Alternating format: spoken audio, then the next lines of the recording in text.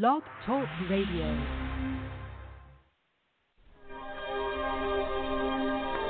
First, there was a dream.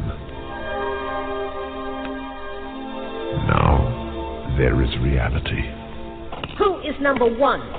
Africa's reascension is number one. Your great-great-great-grandfather killed my great-great-grandfather, and your great-great-grandfather sold my great-grandfather, and your great-grandfather raped my grandmother, and your father stole, cheated, lied, and robbed my father. What kind of a fool would I have to be to say, come, my friend, to the white blood? It's not enough for us to show how we were decultured during the diaspora and slavery and so forth. It's very important for us to understand how we were recultured and reorganized. We are not uncultured simply because we don't have African culture. You see, we have been what? Recultured and rearranged and restructured. You see, and we must understand in depth how that restructuring took place and how it expresses itself in us and in the way we relate to each other. You see, because it is this reculturation ultimately that maybe we must do what? We must reconstruct. We must tear down. We must remove outside of ourselves. So it's not enough to say what we have been missing as a people, or how African culture was taken away from our people, but we must come to understand how we have been newly created by another people, and how does that new creation under their power represents itself in our personalities and in our social lives, in the way we think, in the way we behave, in the way we perceive the world, in the way we relate to each other, and the whole bit.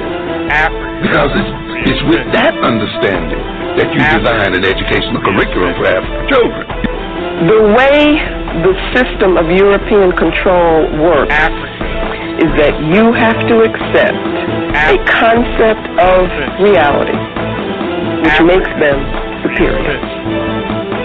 If you deny that, their thing will not work, and they will lose their control. The whites and their offspring understood that if we continue to practice our culture, that's when we always overthrew them anytime they invaded our country. Africa's reascension. Etepu, Yumhotep, Indamana, Indamanesh, Nangadef, Majwo, Kedu, Habaragani, Salbona, Anisogoma, Kopango, peace, war, war. Pan African greetings, family. You've entered Africa's Reascension, and I'm your host, Kamal Makasi Tahuti. We'll start our show as usual with an apaye, or libation, which deliberately calls upon the energies of our African gods, our African spirit forces, and the forces of those yet born to guide and bless this endeavor. Ago. Odumakama, Nyame Wa, Amen, Aminet, Mawulisa, Olorum, Amen Ra, Beje Yansa.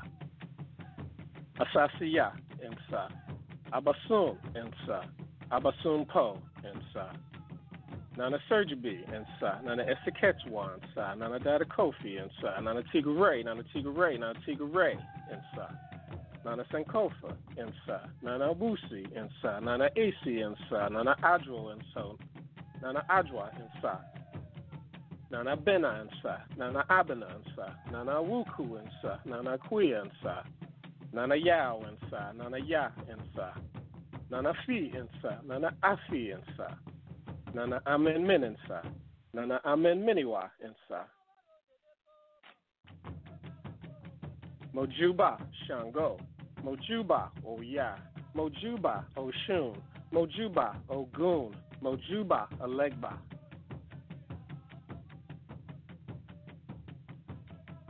Ancha Herek Tahuti, Ancha Herek Asar, Ancha Herek Aset, Ancha Herek Sekmet, Ancha Herek Herukahuti.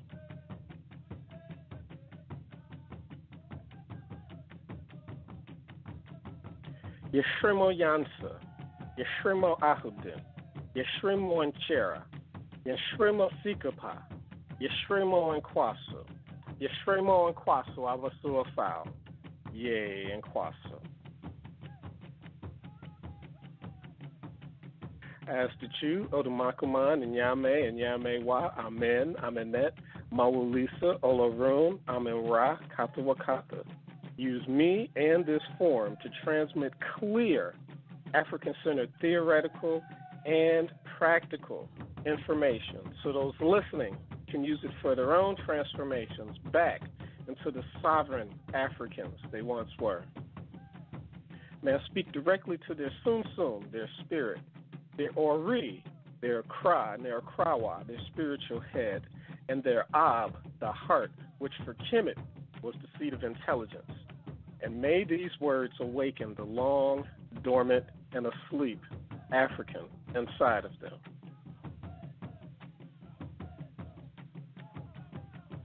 Kum achiwade fo, yena oh.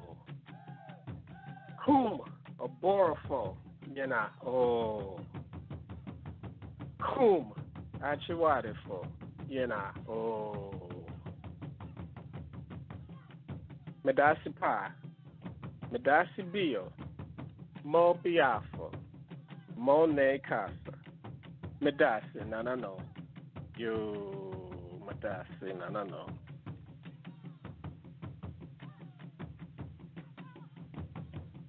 The apae, a libation, is an ancient practice that is still done to this nanosecond in all rural traditional areas throughout the continent. Past, present, future become one as those of tomorrow look upon what we are doing now and drawing strength from and doing the rituals of yesterday.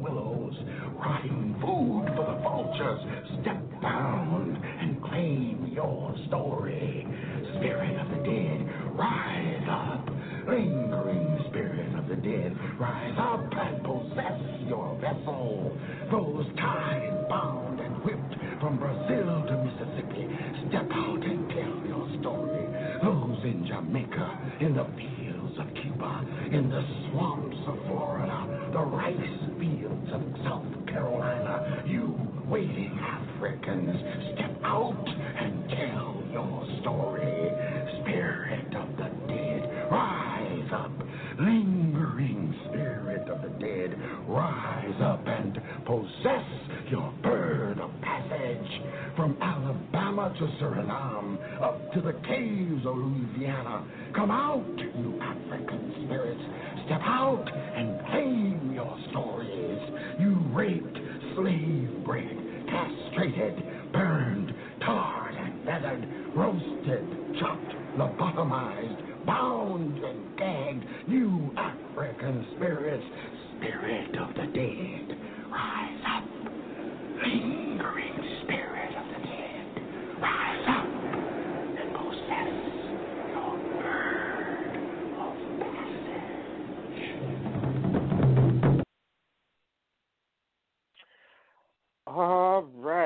Welcome, everyone. Africa's Reascension. Again, this is your host, Kamal Makesi Tahuti, and we have a phenomenal show in store for you today. Trying to remain calm because oh man, not only is this a good friend of mine, but the work he has authored has been so sorely needed in the stolen African, continental African community that it's just chomping at the bit. So let's see, folks are starting to come in slowly but surely. So we're gonna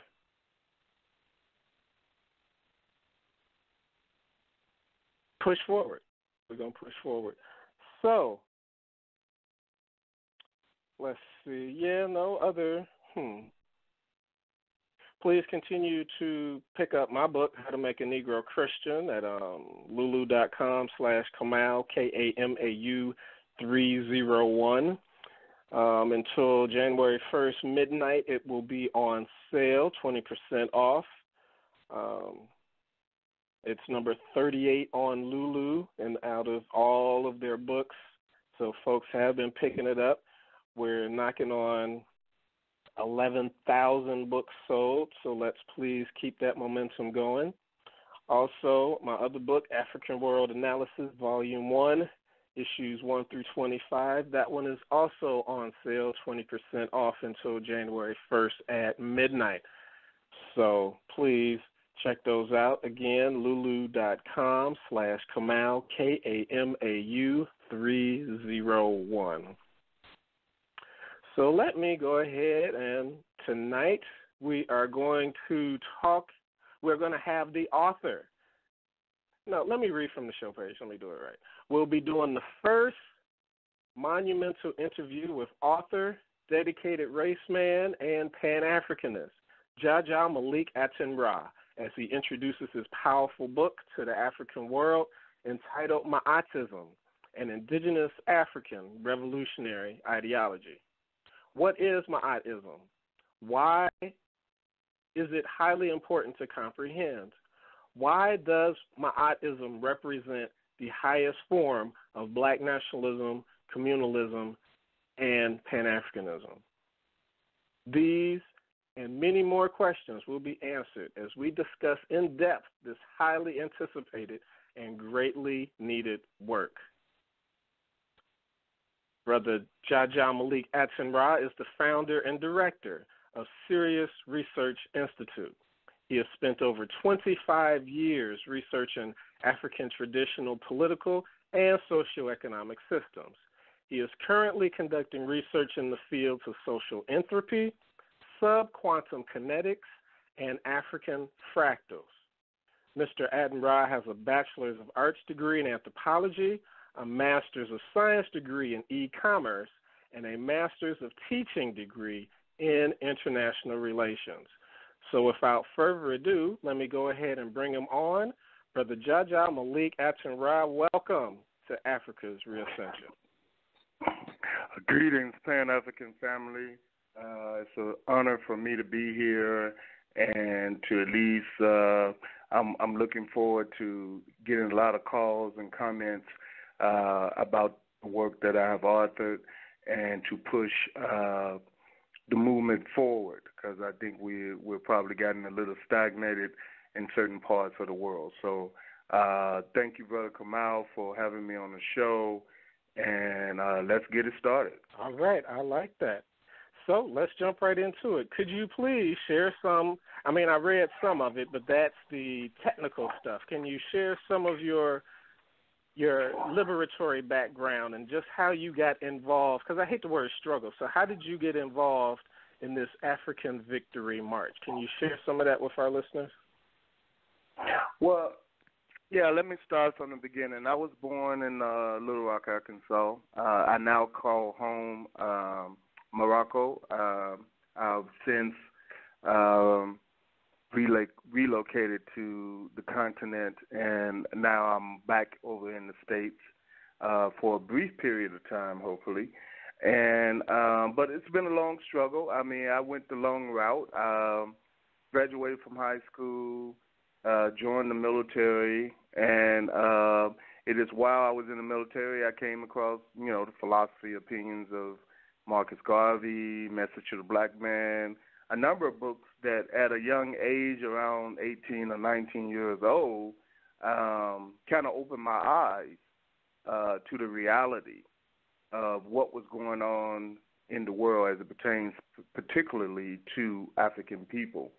And then from there, got out of the military and ended up in San Diego, and went to San Diego City College, where I ended up joining the African Student Union, and eventually became president of the African Student Union.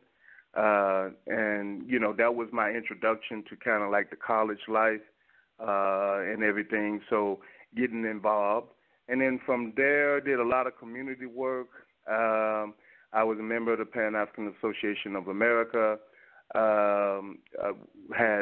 We started a African Cultural Society or organization in San Diego. Also, in between that, went on to San Diego State, and also was a member of the African Student Union there. And then later just went to grad school and got a number of degrees. But by far, my biggest influence has been from the people I've met.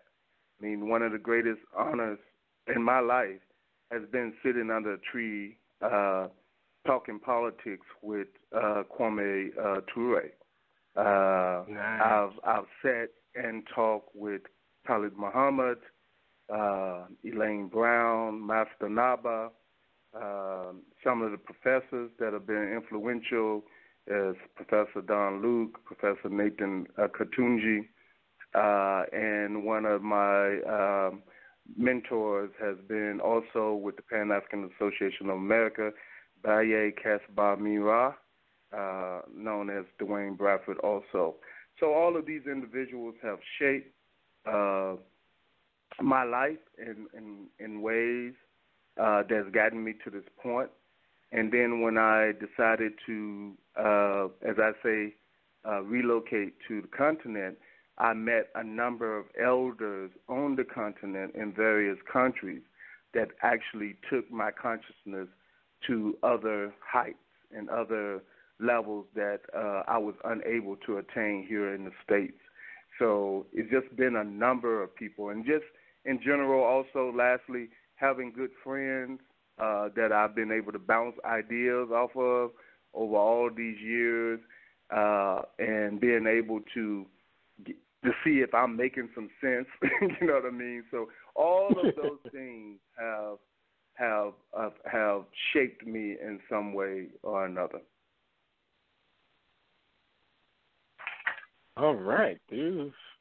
That is quite of a CV there. Have you still been? So you focused on writing more since you've been bouncing around lately and synthesizing ideas to the printed word? Well, yeah. I mean, this book is it didn't come all together at one moment.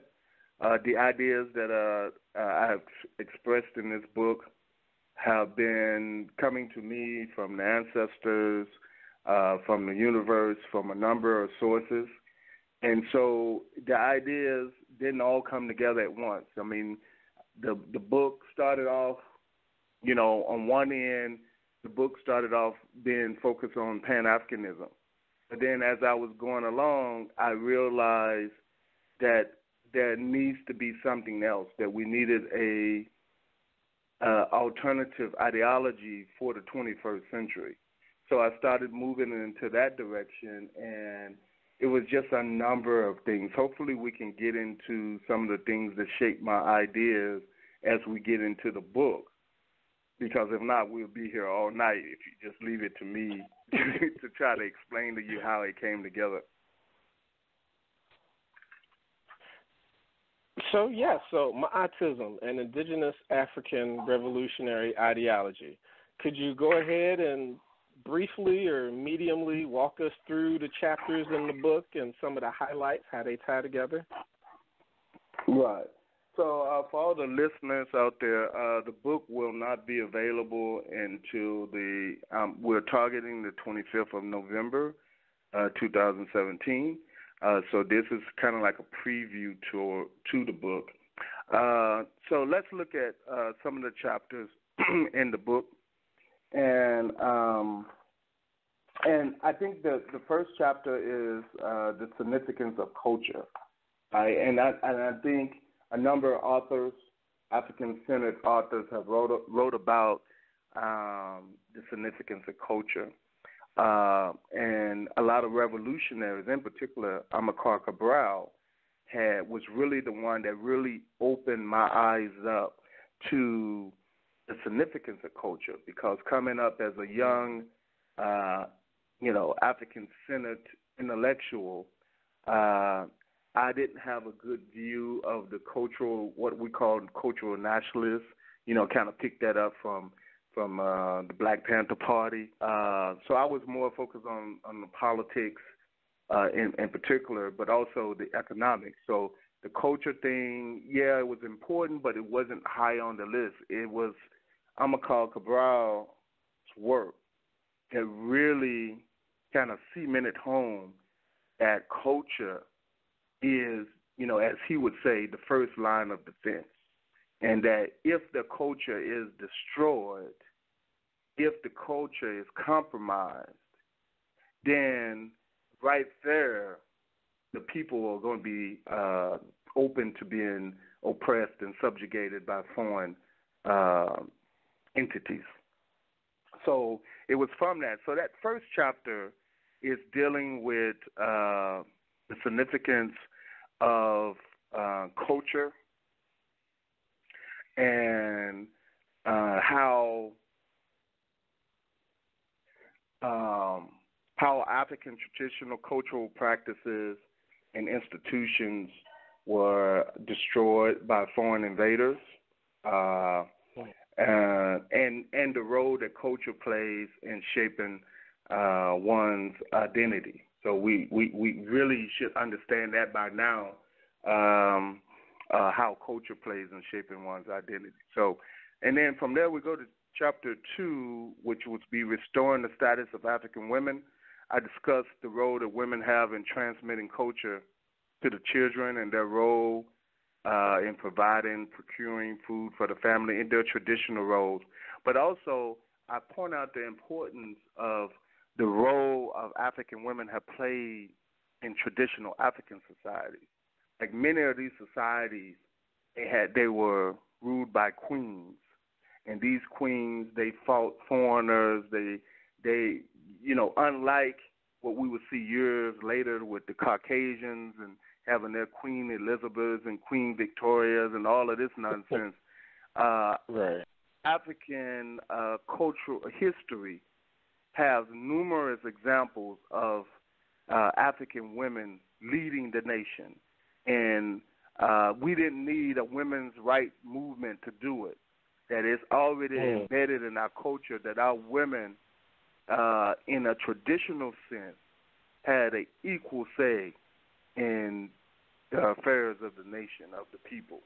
And they, with their own innate abilities, they were able to take on roles that nowadays would be considered roles that are traditionally held by men. So that's why when you look at African history, you'll see your Queen of Zingas and you'll see your Queen of Santawas and you'll see just various African women leading the struggle against oppression. Did you want me to pause or you have any comment or you want me to keep going? No, go ahead. Go ahead. You got the floor. Okay. And then the third chapter, I'm dealing with African secret societies and oaths. And here in this chapter, I'm discussing the purpose and functions of secret societies and how they have been utilized in warfare by Africans. So secret societies is a big cultural institution in traditional African society. And so is oath-taking. So all of these are vital components, and they have been used historically to fight our enemies. And it's been used historically to unify the people. So I discuss those things in that third chapter. In the fourth chapter, understanding the concept of Ma'at and Ma, I discussed the cosmological, religious, and philosophical definition of Ma'at and Ma'at, and then I point out some of the linguistic evidence that reveals how this ancient Kemetic concept of Ma'at is connected to other African cultures. So these principles, these moral principles that we see in the Declaration of Innocence and this whole idea of living a life that is in accordance with harmony and peace and balance and truth, it can also, even today, it's embedded in a lot of other cultures. It might be under different names, but it's embedded in a lot of other cultures also. So I look at that and we talk about that. And all of these things are important before I get into actually what the book is really, really about, because I want to reconstruct deconstruct what they have been saying about our history, and then reconstruct a new idea to prepare us for what I'll get to later. And then in the fifth chapter, I'm going into entropy and open systems. I discuss the meaning and scientific understanding of entropy, boundaries, and dissipative structures, and then how entropy from more powerful nations are dissipated to African nations. So we'll get into that a little bit later. Sixth chapter, I go into attaining revolutionary consciousness, how individuals attain revolutionary consciousness, and discuss some of the tactics that are used to prevent revolutions from occurring. And then in the seventh chapter, it's entitled Towards a Ma'atan Cultural Revolution. And in this chapter, I discuss and define Maatism, and from there, and then I talk about a number of other things as it relates to a Ma'atan cultural revolution, what is needed, what must be done to birth it. And then in the eighth chapter, I'm dealing with the fractal organizational structure. And basically what this is that until now, and I know Chancellor Williams has put forth, I think he called it Afrikanism, in the back of that book, Destruction of Black Civilization, but putting a structure in place that is based on our history and our cultures as in Africa. So instead of adopting these systems from that were coming out of Europe, these parliamentary type of systems, government structures and everything, I'm proposing a new structure.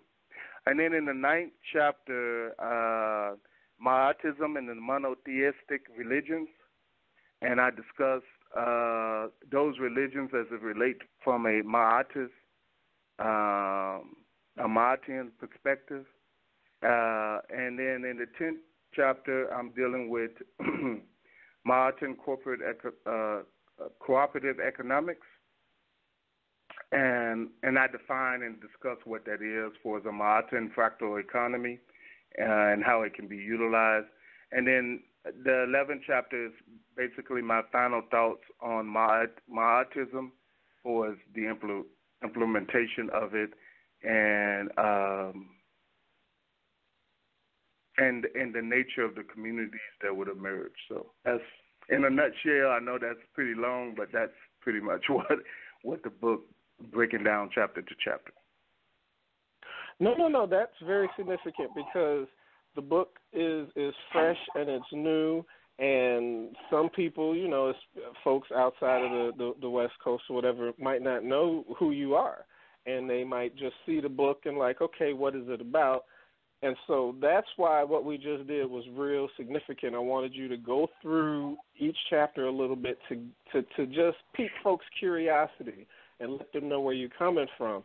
So then once the book is out and you do all the blasts and everything, folks will have a nice general idea what it's about. And then, of course, later on, we're going to go through, maybe not each chapter, but go through other chapters and look at it more in depth, again, to spark more curiosity. So that's why I just want you to just flow with it to let the audience hear what the book is about, and more so, given more of the, I'm still hyped, give them more of an idea of who you are.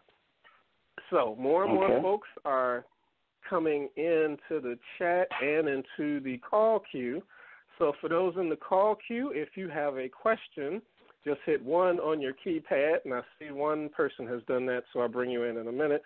And if you're in the chat room, just go ahead and type your question in there. Brother Jaja is also in the chat, so he'll see the question, but then for our listening audience, I will read it as well. Sister Liz says hi. Brother Jaja. Tell her hi. Tell her hi. Peace, sister. And let's see, nothing in the chat yet, so let me go ahead and bring on our first caller. Now, don't worry, we don't read the whole number, but to identify, we usually do the last 4. So 2081, let's bring you in live to Africa's Reascension, and our guest, Jaja Malik Atenra. Yes, how you doing, Kamal? This is your friend, Everett. Hey, how's it going, Everett? How you doing, man? I'm not sure what time you started, brother. I don't know if I could ask a question because I have to really listen in to really ask the real, legit question. I know we just started, so go ahead. Oh wow. Well, damn. Maybe I should sit back and listen a little bit. Then when I'm ready, I can probably ask my question. Is that cool? Yeah, sure. So I'll put you back on mute, and stay through and bring you in when needed. And thanks for the support. Mm-hmm. All right. So let's see. We got anything else going on? Yeah. No. Okay. So why? So let's go ahead and jump in here for a little bit. The status of women in African societies. So that was so important to you that you needed to create a complete chapter on it. So is that significant within traditional African societies as well as today's society that you feel that it needs to be stated that much? Have we missed something? Are we doing our women bad? Clarify that up to why that's such an important piece of your Maatism construct. Right. So as I stated early, since we have been, for the most part, as a collective people, subjugated to foreign ideas and practices, the role of women in the African society, we have adopted these Western ideas, right? To a certain extent, women should, let men lead, and they should stay in the background. And this is, when you look at African history and when you study African history, this is really un-African, that our women play a vital role in our African liberation. And to the extent that the role that women play in that liberation will decide how successful and how quickly our African liberation come about.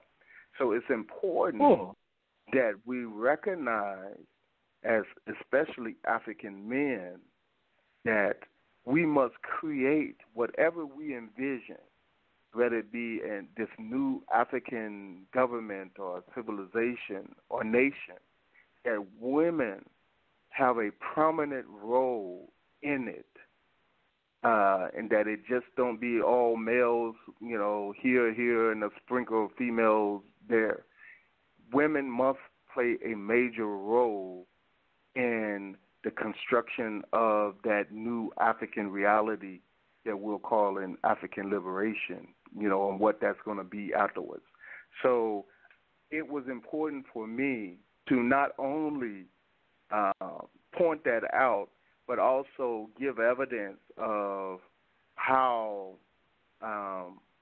even in our cosmological beliefs in many African countries, that women roles, that women were vital in maintaining the order and the balance in the universe. So in the book, I even talk about the one Yoruba creation myth that involved Olodumare and Oshun and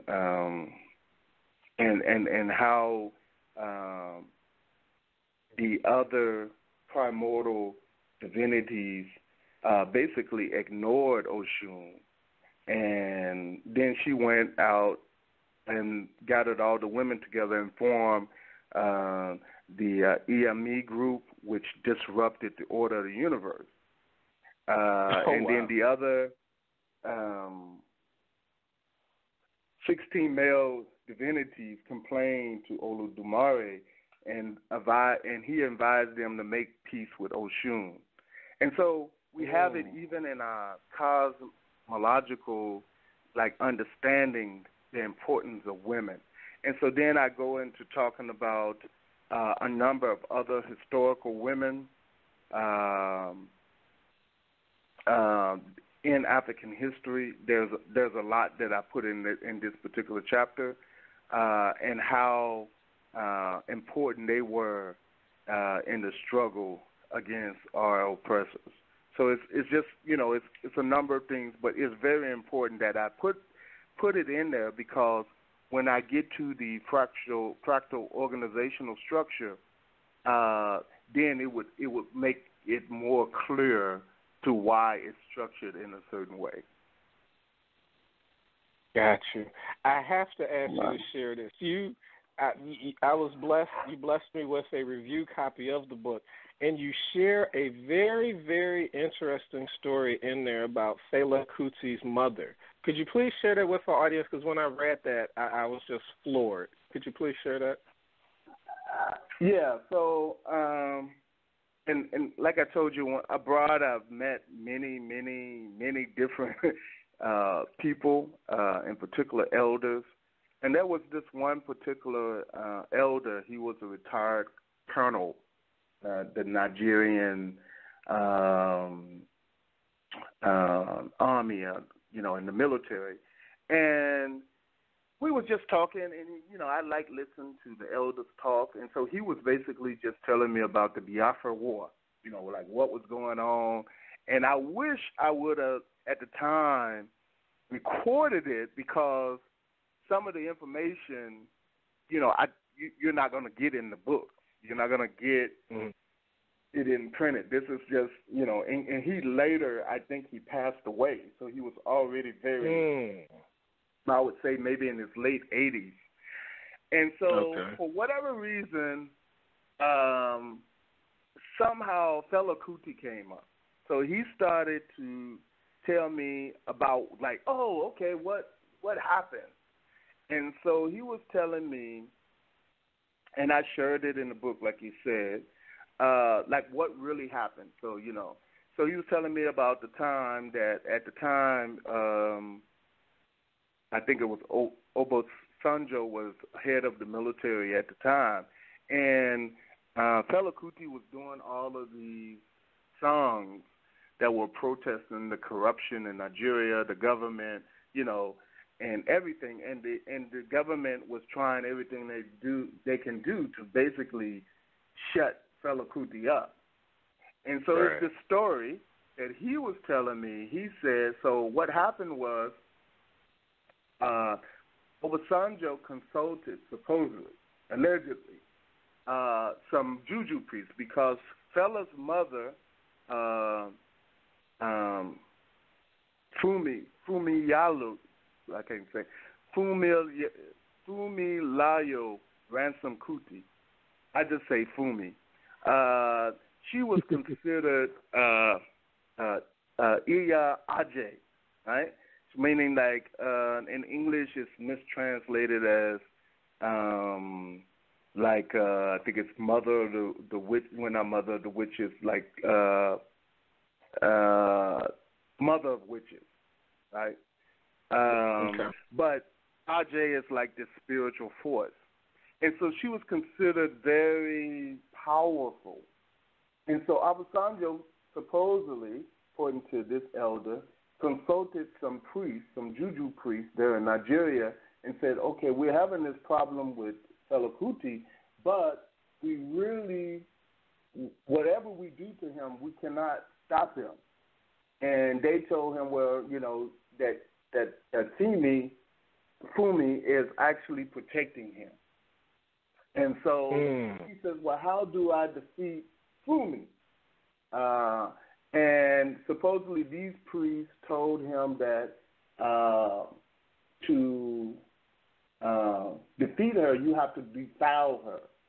And so in this case, when they raided Fela's compound, some of the soldiers brought buckets of feces, and that it was, because the story goes that Fumi actually jumped, I think it's maybe from a 2-story compound building, and she ended up breaking her leg, and then she later died. That is the official story.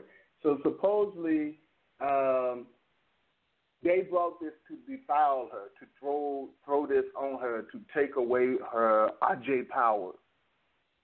And supposedly, you know, it did occur, and so she later died not of a so-called fall, but from this supposedly, you know, thing with the feces and this whole thing with dealing with, you know, this spiritual force. So that, in a nutshell, I go into a little bit more detail in the book, but in a nutshell, that's the story that I was told.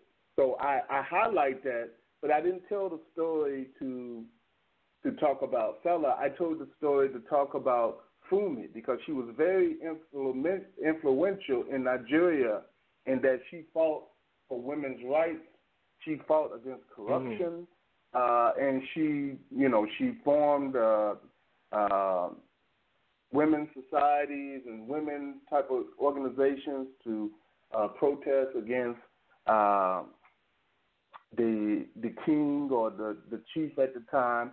So she was a very powerful woman. So I used her as one of the examples of these strong African women that we have embedded in our culture, that if we can utilize them, is that we can work with them as men and women working together as partners, that we can push this African liberation thing through. Beautiful. Wonderful. Thank you. Thank you for sharing that. Because, yeah, when I read it, I was like, wow. This sister is powerful. They got to go through all of this. Buckets of feces. Wow. So it looks like we have another caller with their hand up. So with your question or comment, we won't read the whole numbers, customary. We'll just read the last 4. 5404, you are live on Africa's Reascension with our guest, Jaja Malik Atenra. Hello, this is Liz. How you all doing? Greetings, Liz. How are you? Long time. How you doing? Hotep. Well, I'm good. I cannot wait to get the book. So I know that's going to be, knowing you, it's going to be excellent reading, and then Kamal doing the foreword. I can't wait. So, so my question is, you know, I could ask some softball questions just to get stuff rolling, but if I remember correctly, in the layout of the book, you were talking about one of your chapters was speaking on cooperative economics. Now, did you build on the the Kwanzaa principle of Ujamaa, and you just expounded on it? Did you come at it from another angle? How did you address cooperative economics? Right. So we're getting a little ahead, but it's okay. So going from Maatism and the ideology in and of itself, we're trying to get rid of, just basically wiping away this concept of the nation state altogether and starting to look at building communities from the ground up instead of this top-down model that has been presented that we've been using. We're talking about building communities all around the world.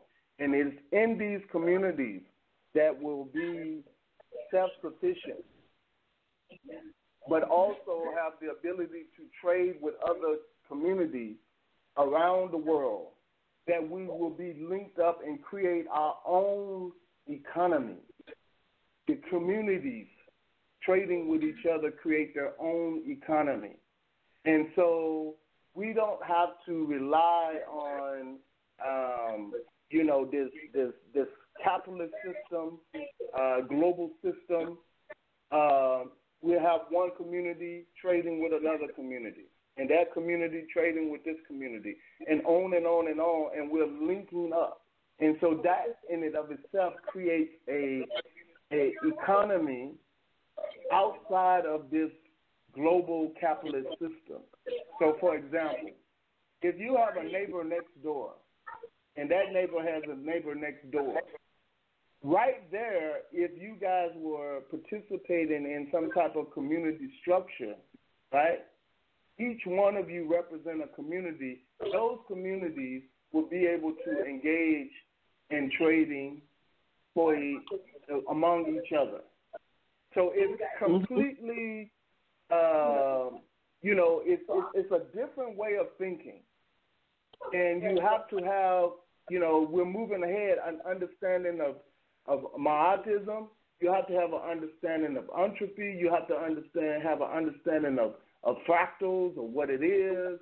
And so then you can understand it as it applied to economics. A lot of the things that we see in nature are fractal in their design, because this is how in nature deals with entropy. So without going into detail, that right there, just that question is a whole 2 hours in and of itself. But so I gave you a little once you get the book, you're able to sit down and you're able to read it and marinate on it. And I look forward to all comments and questions, because this is a new idea.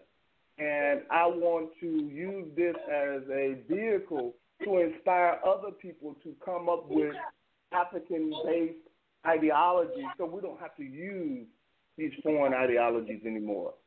So if Maatism represents too many flaws or have too many holes and gaps, that's pushing it forward for us to create something that is better equipped to deal with what we're trying to do today as African people. So I know I didn't answer it all in the way you want, but that's a deep question that requires a lot of dialogue. It's not just something I can answer in 1 minute.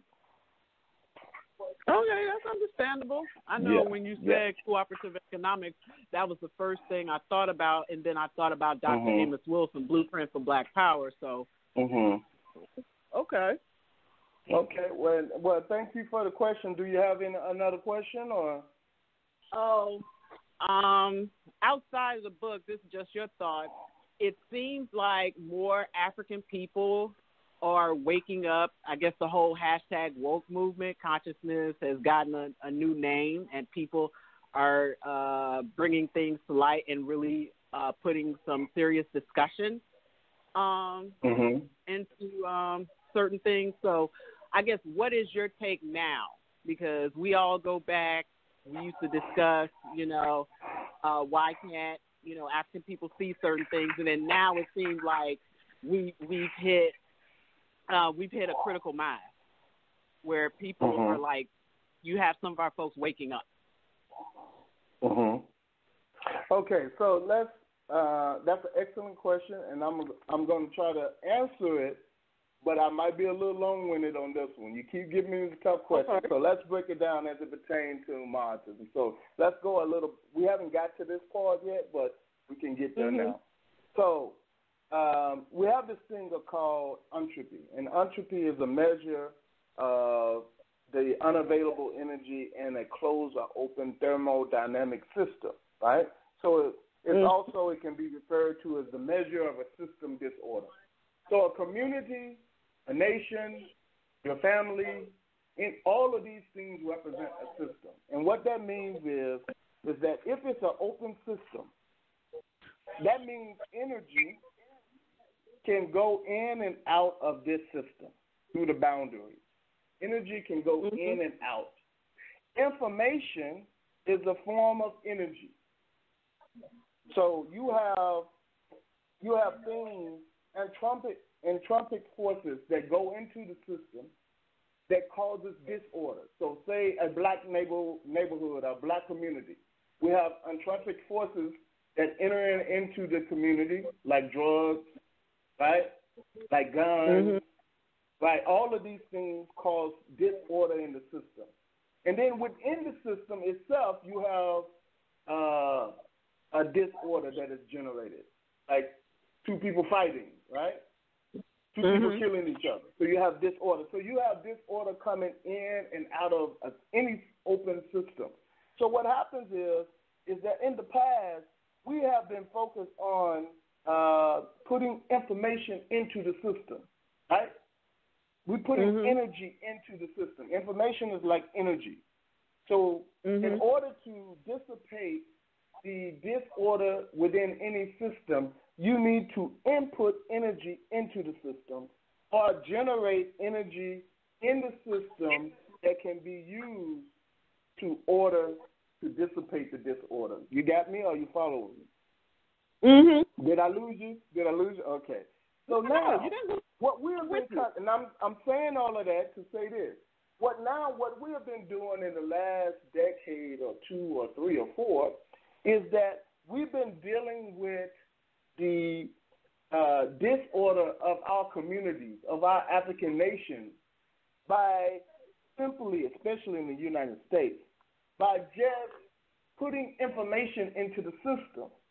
But unfortunately, that information, which is also a form of energy, is not enough to dissipate the disorder in the system.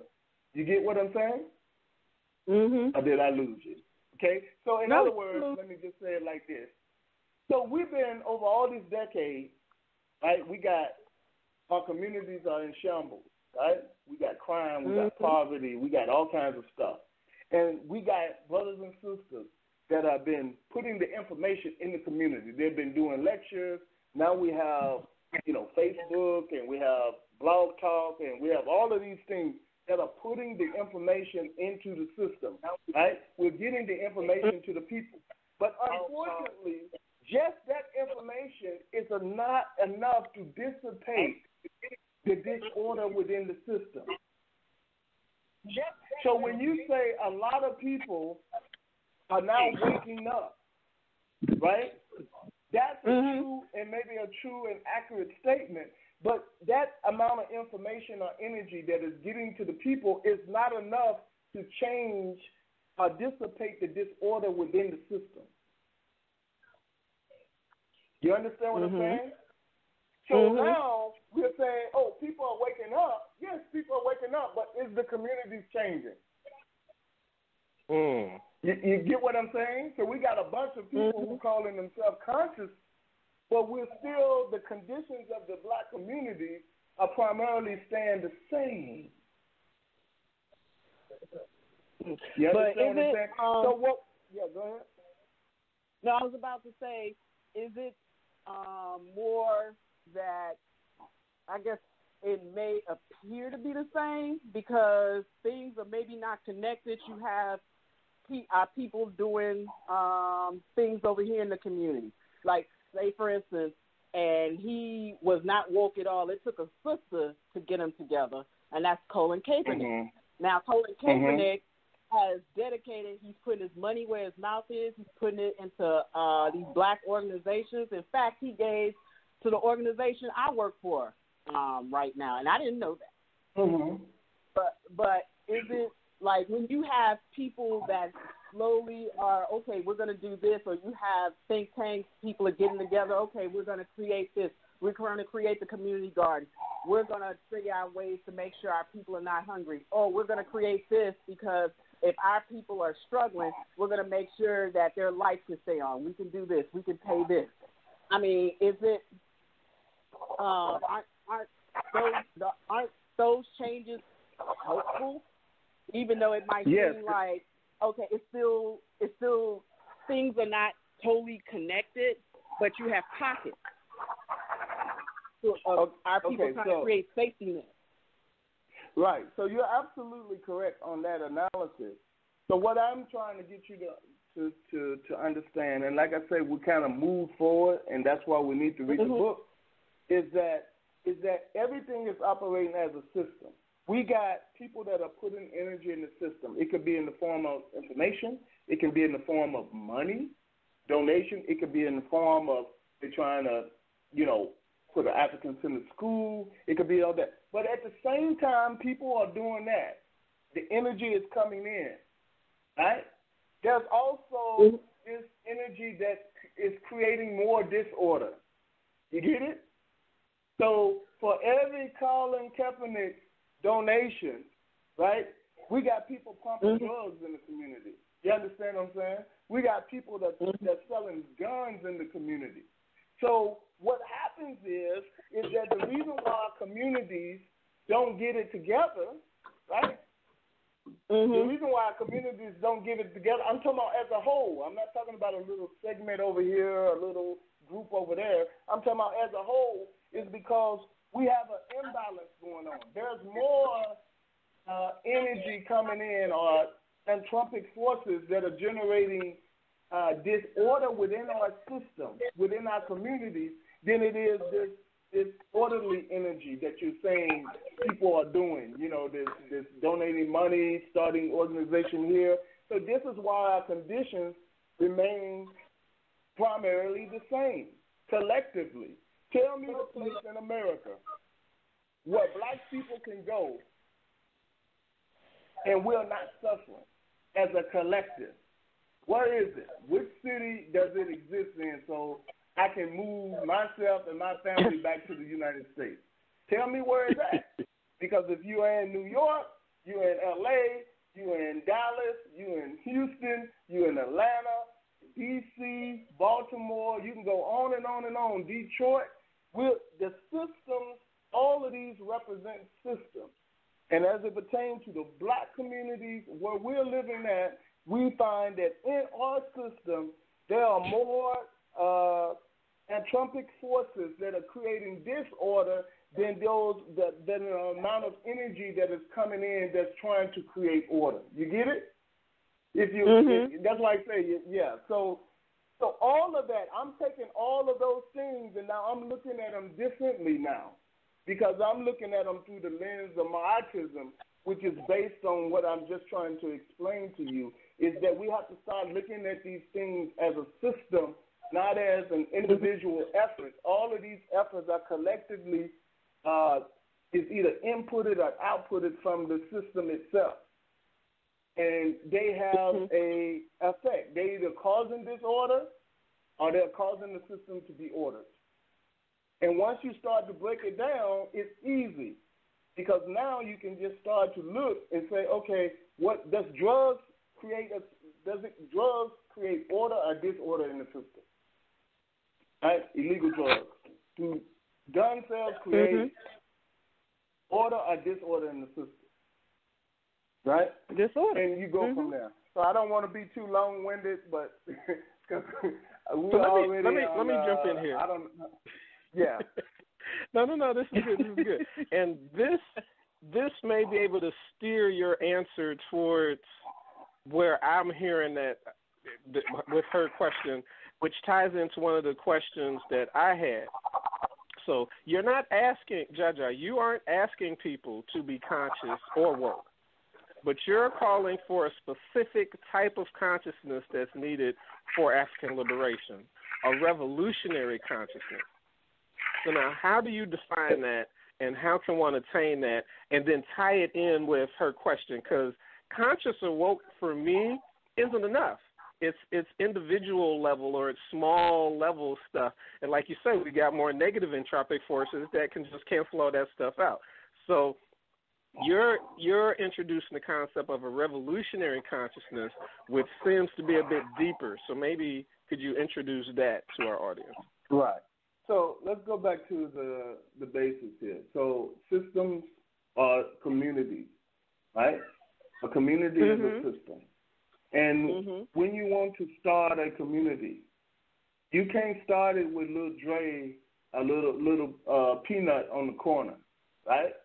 Because the energy that they're going to bring into the system is going to be more than likely disordered energy.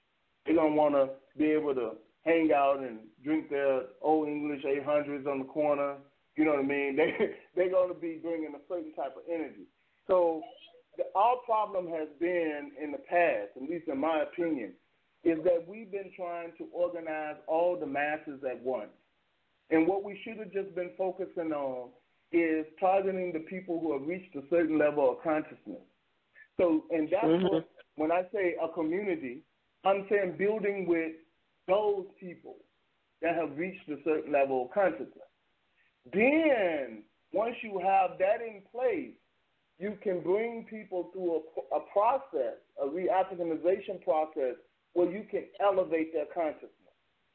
You cannot build a community and you're just taking people that are black and putting them in that community, because they're going to bring all of those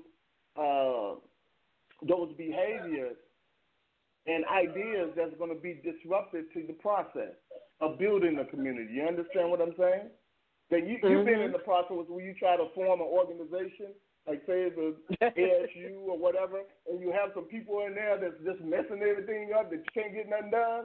Well, so you can't deal with people like that. You have to be able to first start with people that have reached a certain level. So the way I define revolutionary consciousness, it is the awakening of one's awareness of the external and internal forces responsible for one's present oppressive condition, right?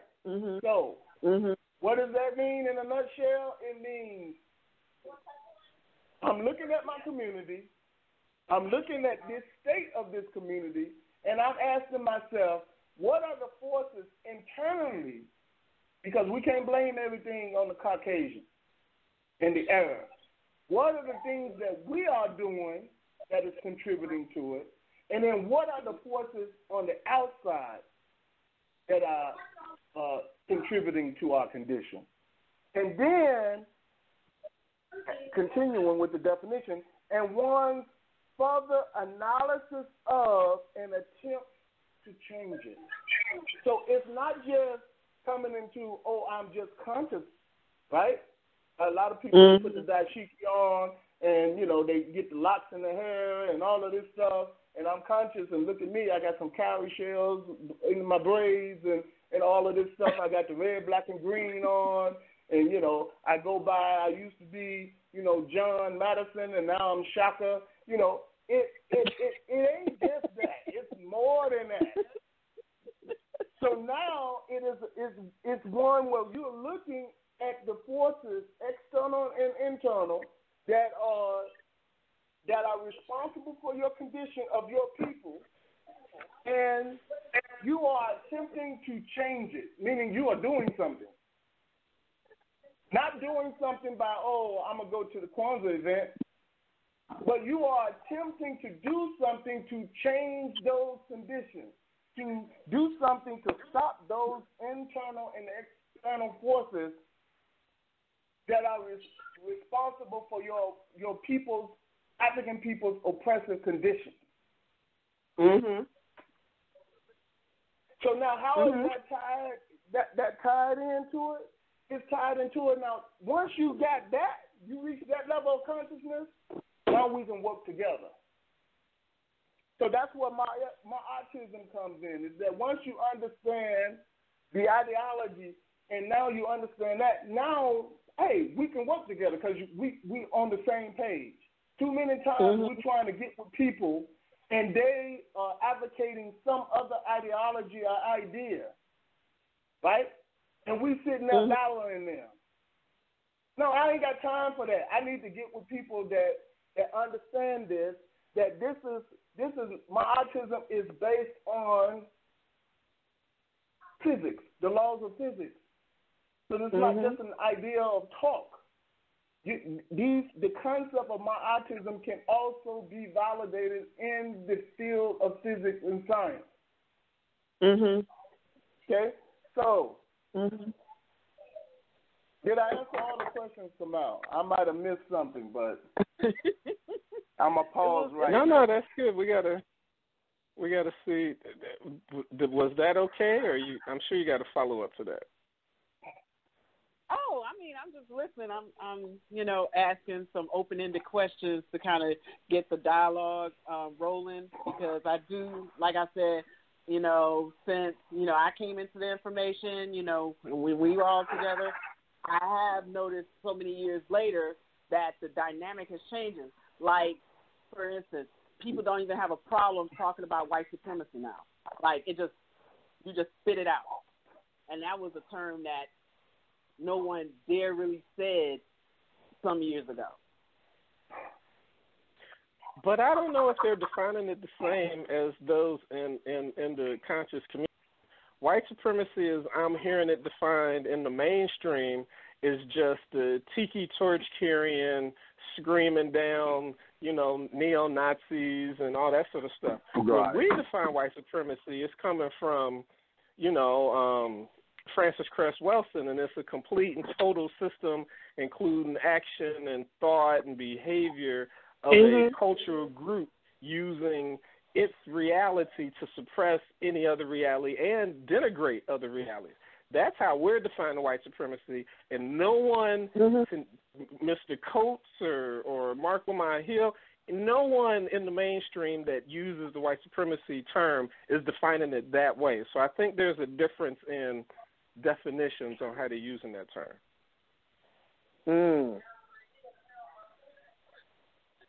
Yeah, because we could be speaking about the group, historically the group, or we could be talking about the systemic oppression of African people. I take it as some people have spoken on, we're talking about a system that has oppressed African people for centuries. At least that's some of the people I've heard. Or even, let's bring it to the United States, same thing. Now, Brother Kamal, can I add something to that? Absolutely. It just so happened that just last night, I was just looking at. I like to do and see what our enemies are discussing, and I actually saw a snippet of something where a white woman was a title, I think, Am I a White Supremacy, or Are You a White Supremacist? And so the way they was doing it, how they was defining it, is that it was okay to be a white supremacist because that just means that the majority should rule. So in the context of what's going on in Poland and what's going on in other parts of Europe and what's going on in America, they have taken that term and now they're just saying, well, yeah, it's naturally if I'm the majority, if my people are the majority, we should, control everything. It should go through us. We are the majority. So they have taken that term just like they have done many things, and they have co-opted, and they have interpreted the way they wanted to interpret. So I just wanted to add to that. I haven't even heard that. I'm floored. Like I say, we got to be careful when they start using terms that we're using because we know they're not going to define it the same. But now we're at the top of the hour, so I wanted to take a quick break and dig more into the book. So did you have any other questions right now, or can we put you on mute and maybe you come back in later, Sister Liz? Oh, no. You can put me on mute. I'm listening. I'm enjoying myself. Okay. Thank you so much for the support. And, yeah, if you have another question, hit 1 again, and we'll bring you back on. Okay. All right. All right, yeah, we're a little past the top of the hour. Let Brother Jaja take a quick break, and anybody else that want to take a quick break. So we're going to play some music real quick and then come right back and jump back into the book. If you have a question and you're listening, you're listening on your phone, 760-454-1111. 760-454-1111. If you are at your computer, just log in, click the show page, and we've got our chat room open, and you can put your question in the chat. But, yeah, we will right now play, yes, I think it's definitely fitting. Mutabaruka, it's no good to stay in the white man's country too long here at Africa's Reascension. True. Welcome back. Africa's Reascension. This is your host, Kamal Makesi Tahuti. Let us bring our author and interviewee back on, Jaja Malik Atenra. Greetings. Yes. So that was a good discussion. We get to I know every time you had these talks and you have the idea of how you want to do it, but then with the questions. You got to be prepared to roll with the punches. So I know we wanted to go through it like sort of system, chapter by chapter, but we're gonna work through it. So since we have, let's see, anybody else with their hand up right now? No. Nothing else right now in the chat. So okay, so let's work. Oops. Okay. So let's go ahead and jump into. Well, no, wait, don't want to do that. Let's go ahead and jump in. Do you want to go to Maatism right now, or you want to dig more deep into your revolutionary consciousness construct, or we'll roll how you want to do it? Well, I think what we do need to do is kind of highlight at least Maatism and entropy and open systems, and then get into Maatism, the ideology itself. Because I think if we jump right into it, then it will kind of lose some people if you don't at least have some idea of what I'm talking about. Okay, so listeners, like I said, I was blessed with a review copy. So now it's an Indigenous African revolutionary ideology. So what he does within the first 4 chapters is, again, he mentioned the significance of culture, restoring the status of African women, African secret societies and oaths, and understanding Ma'at and Ma'a. So this brother saw that those were 4 vital areas within our indigenous traditional systems that we need to revise and reuse for the present day. So now, this will open it up for entropy. I really am intrigued, Brother Jaja, that you, throughout the text and throughout this talk, you fuse together the soft sciences, ideology formation, consciousness, stuff like that, with the hard sciences, entropy, law of thermodynamics, and fractals.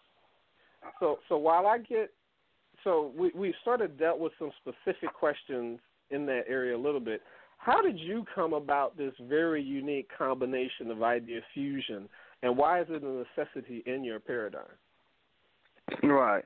Well, I always, even in college, I was, just a couple classes away from getting a math degree, and I've always been, kind of like a scientific mind. I like physics. I liked,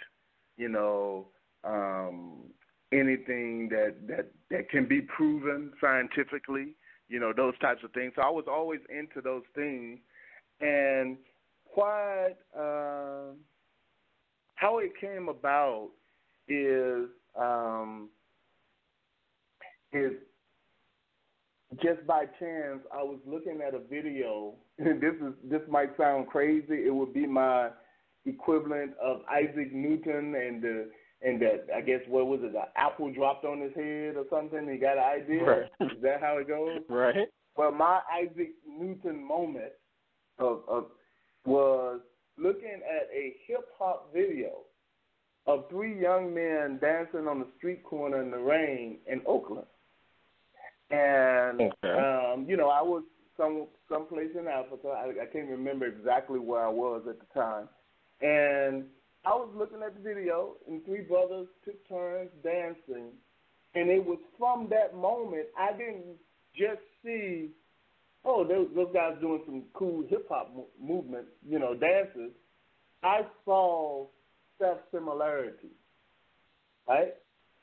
Meaning that their movements, although they were different, they were all the same. And that led me into this whole idea of fractals. And then from my research with fractals, I realized that fractals is something unique to only African cultures. And so there's a Caucasian guy who wrote a book called, I think it's entitled African Fractals, if I'm not mistaken. And his name was Ron Eglesh, I think that's how you're pronouncing his name. And he did all this research where he was going around and he saw fractals into our art, into our hairstyles, into in the way we shape and build the buildings in our communities. And then at further research down the line, I realized that nature itself, a lot of things in nature is structured in a fractal type of pattern. And so a fractal is a geometric pattern exhibiting self-similarity in that the small details of the structure viewed at any scale repeat elements of the overall pattern. So, for example, if you had a microscope and you looked at the tiniest thing, it would be structured the same as if you looked at it with your normal eye. But the structure at the large scale is structured the same way at the smallest scale. And so this is how nature deals with entropy, right? So our brain is a fractal. And you can, if you just want to be a lazy scholar, you can go on the internet and Google. I mean, they're already doing the research that the brain itself is fractal. The universe is fractal, right? Wow. So they have done all of this research, right, where they realize that the universe itself tends to organize along fractals in that structure, that structure is the best structure to prevent, right, entropy from causing disorder. So from there, I said, okay, and all of this happened over a period of time. It wasn't at one moment. And then I started to I have, maybe over 1,000 books, and I like to go back and reread stuff because there's a lot of this information in some point or another has already been highlighted by previous African revolutionaries and elders, right? So I remember this quote from Frantz Fanon, and it goes something like this. I don't know the whole thing, but I think in my book it's on page 14. I'm not going to read the whole thing, but the tail end of it, he says, the great danger that threatens Africa is the absence of ideology. And that kind of rings the bell on me. It's like, hold on. I said, don't we have ideology? We have socialism. Remember, he was saying this in the 60s, right? Right. And most of the African revolutionaries were socialists at the time. Nkrumah, Sekou Touré, you can go on and on, right? Most were socialists. It's not all, right? And I said, now why would he make that statement when that Africa, the danger is Africa doesn't have an absence of ideology? He recognized that socialism was not the answer. And it's not African. That's what I took from that. Right? So from there, I said to myself, okay, then we need an ideology. So once again, I'm going back and forth, and it doesn't all come to me. And I said, okay, well, I was just reading something else, and then I came across something that Huey P. Newton wrote about, which he called revolutionary intercommunalism. Okay. Right? Well, he basically said that there was no longer any nation state, and that we were all nation states were in theory, well, in practicality, were just subordinates of the empire, which he called this large, with the U.S. and all the countries, basically, that there was no such thing as a nation state, and that we were just a large collection of communities. Right? And so I thought about that. That came into play too. Right? It's like our African nations, well, we already know from the Berlin Conference that the African nation states were created by our enemies. Right. And although a lot of scholars and elders have said that we should get rid of the borders, we continue, the leaders of Africa and the African leaders in the diaspora, continue to keep those borders that were established by the enemies of African people. But we have here Huey P. Newton saying that there is no more nation states, that these nation states just serve at the pleasure of the empire, the U.S., Europe, UK, the Arabs, the Asians, that we're just serving them, meaning our resources, our energy is just serving this global entity called the empire. Right? So all of those things kind of got me to thinking that African people need an indigenous ideology, something that is rooted in our historical and cultural experience.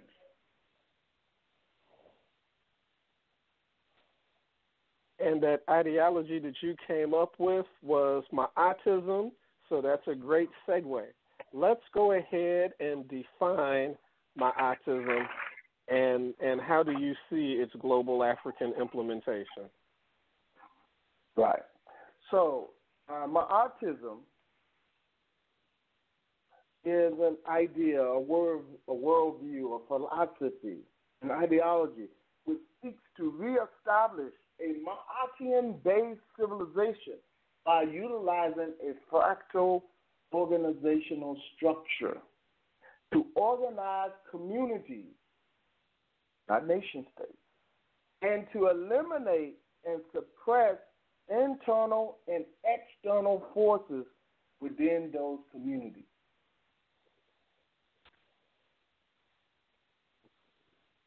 So let's just break it down. What do I mean when I say a Maatian-based civilization? See, there is a reason we always say, you hear it a lot, that in traditional African societies there was no such thing as prisons and no such thing as old folks' homes and all this decadent type of stuff that we see in the West. We didn't even have a name for it because it didn't exist, right? Right. And why didn't exist is because we lived by a set of core principles. Whether it was called Maatism principles or some other principles, other names, those principles were kind of, they were similar throughout Africa. Right. So even today, there are certain principles and certain behaviors that if you come to Morocco as a guest, you're going to be treated a certain way. You experienced this, Kamal, when you went to Sudan, right? People are going to invite you in their homes, and they're going to, cook for you, and they're going to give you the best. They might not even have enough food for the rest of the month, but they'll take their money, and they will make sure for that day you have the spread of your life. You have the comfort of your life. See, these are principles that, although in ancient Kemet we call them the Declaration of Innocence or these types of principles, but they are embedded throughout Africa, right? So I'm saying we established a civilization based on Maatism principles, are based on these principles that are embedded in, if not all, a majority of African cultures. It's only our adoption and acceptance of these foreign ideas, right, that has changed us. And then I said by utilizing a fractal organizational structure. So we'll get into what that structure is. But remember, I've already told you that in nature, the best way nature deal with entropy is by using a fractal organizational structure to organize communities. So we're not talking about these nation states anymore. We're talking about communities. Building from the ground up, not from the top down, where we're going to have this political party that's going to control the means of production, and then, it's going to be distributed equally among the people, which is the basic tenet of socialism, right? We're not talking about that. We're talking about building from the bottom up. Let's build the communities from the bottom up. To eliminate what? As I talked about with Sister Liz, to eliminate and suppress what? These internal and external forces that are coming into our community, that are coming into our neighborhoods, that are coming into even corrupting our families. All of this stuff needs to be checked. Thus far, African cultures and their systems were ill-equipped to deal with foreign ideas, foreign invaders.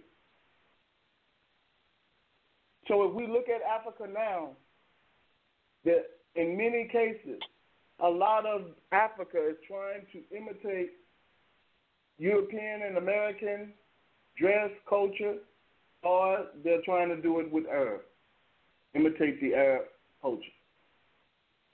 Because we have allowed these foreign ideas, these cultural expressions, to infiltrate our minds and destroy, in that process, destroying our own culture. So we need to deal with the internal entropic forces. This ain't got nothing to do with the Arabs, the Chinese, the whites. This is African people. There's a vast amount of corruption on the continent. A vast amount of killing, unnecessary killing, and you name it, on the continent, done by Africans to other Africans. It needs to be addressed. Just like our neighborhoods over in America, yes, we could say they're putting in drugs, they're putting in guns, and at the end of the day, that's a black person who pulls the trigger and shoots another black person. So it needs to be addressed. So we have to rebuild. Let's focus on building communities. And Maatism gives us a clear path, an ideology, the way to formulate the idea, similar to how socialism, communism, we have now at least something on the table. I have no problem with anybody else coming up with another ideology. The more, the better. But for what I've seen now, this is what is on the table that I'm presenting to the African family.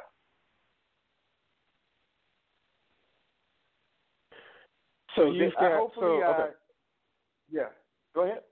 Yeah, let's try to tease that out. So you've got a community, 5, 10 families, and they're all doing the 42 admonitions of innocence, and they link up with other communities that are adhering to those 42 declarations, and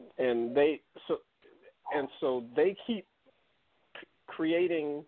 No, they link up with other communities that's doing it, and then they trade amongst one another, and that's division that you're talking about? No, let me go into detail because it's more to that. I mean, the process is similar to building any community, right? How do you build a community? That is the question. And what is that when you say I'm building a community? It's not just a group of families coming together. That's part of it. But you got to adhere to certain principles, right? The way you're going to function, the way you're going to organize. You have to agree that as a group on the goal of what you're coming for. Because you can have 10 families come together and meet, but that doesn't mean a community has been built or you're in the process of building a community. That doesn't mean that. That means that's why I'm tying into this revolutionary consciousness. See, you got to have people who have reached a certain level of consciousness because communities are being built in America, right? We have African-centered communities in America, right? So we know that there's a process to it.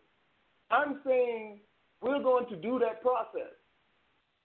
We're going to build that community. If we have to start small, which is probably the best, because you have to start with people who have reached the revolutionary consciousness.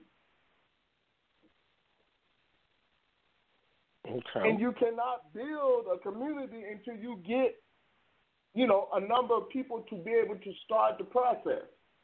I can walk on a corner by myself and say, hey, this is Jaja's community. But guess what? It's just me. Right?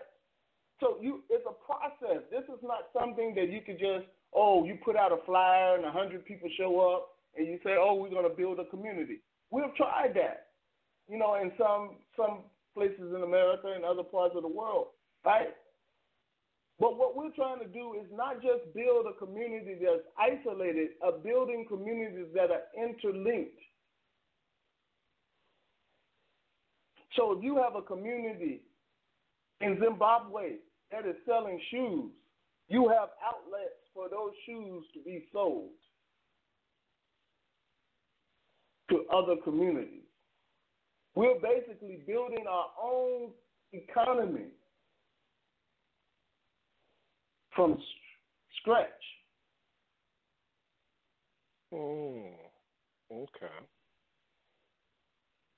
So if you have a community that's in a rural area and they are growing food in excess, and I'm over in the city with my community and we need tomatoes and whatever, greens or whatever it may be, I'm getting them from that community. Because every community, one of the problems, and let me go into this because this is needed, and I didn't leave it out of the book, but I left it out of my talk. Right? Revolutionary consciousness can only, and this is my theory, be reached in two ways. Individuals who do not have their basic needs, meaning you don't have your food, clothing, shelter, water, freedom, justice, right? You don't have all of that. You must first perceive that there is a powerful force preventing you from having it, no matter what you do. Right? Okay. Man, I'm out here. I'm working, man. I'm trying my hard. I'm filling out these applications, man. Nobody's hiring me. You know, I can't make enough money. I can't feed my family. I can't take care of myself. Man, you have to perceive that there's a reason for that. Right? The reason is that there's a system that is set up that keeps you in this particular position. And that prevents you from attaining these basic needs that you need. It's hard to go and try to tell people who have no consciousness to get them to a revolutionary consciousness if they're hungry. Right. You understand what I'm saying? Yes. Like, you got to reach their need at that moment. Man, if I'm hungry right now, you trying to spit some amakaga brow to me, and I'm sitting here hungry. Look, man, I need you need to give me some food. You have to meet the basic needs of the people. Because you can't have order in any system or any community or society if the people don't have their basic needs. Matter of fact, the enemies of Africa use this. They know this. They use this as a way to manipulate the order within the system. So, for example, they understand that eventually in a system, a community, a society, a nation, if they don't have their basic needs, the people are going to eventually, what? Protest. Okay. Right? They're going to eventually protest in some form. We don't have no food, poverty, no jobs, nothing. That's the point of sanctions, right? When they do sanctions to a nation, the point is to cripple the economy, to encourage the people themselves to get rid of their leaders. Is that what they do? So what are Zimbabwe, Venezuela. Right. So the sanctions themselves stop energy in the form of, them selling exporting their products for sale overseas. It prevents energy from entering the system. Over a period of time or immediately, depending on the state of that system at the time, the system would tend towards disorder. They know that they're just using science on us. It's just that many of us have not realized what they have been doing. So they say, okay, I'm going to sanction this country, and I'm just going to wait till the conditions get so terrible in the country that the people themselves will uprise and take out their leaders.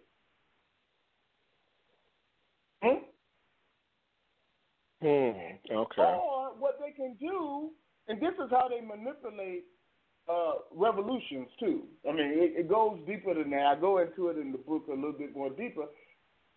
And so they can basically stabilize a country by giving it aid, right? International aid, right?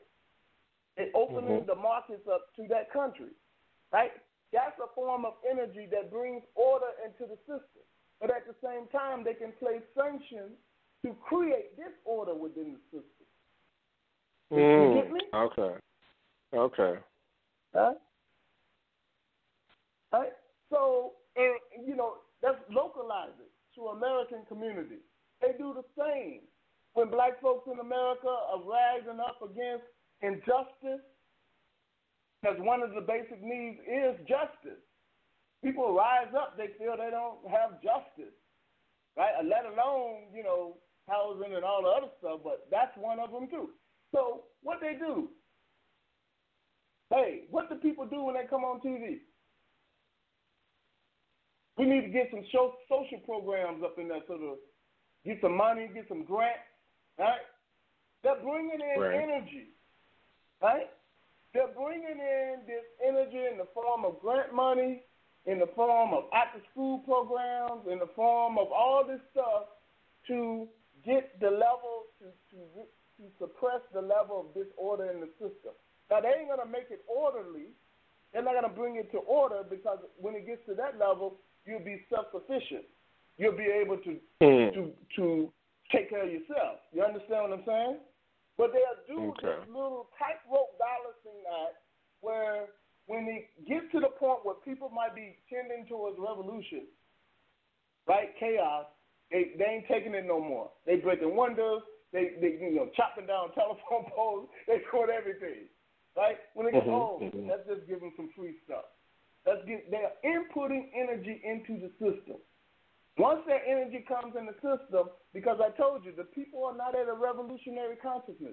Most people are mad because they don't have their basic needs met. Right. So when you see people out there protesting against police brutality, if you give them justice, those people are going to go back in their house for Kamal. You understand what I'm saying? You give them jobs, they're going to go back in their house. So these protests are not sustained because of the tactics that the enemies of Africa use against them, right? So when the time comes, they'll give you what you need to get you to silence, to get you to quiet down.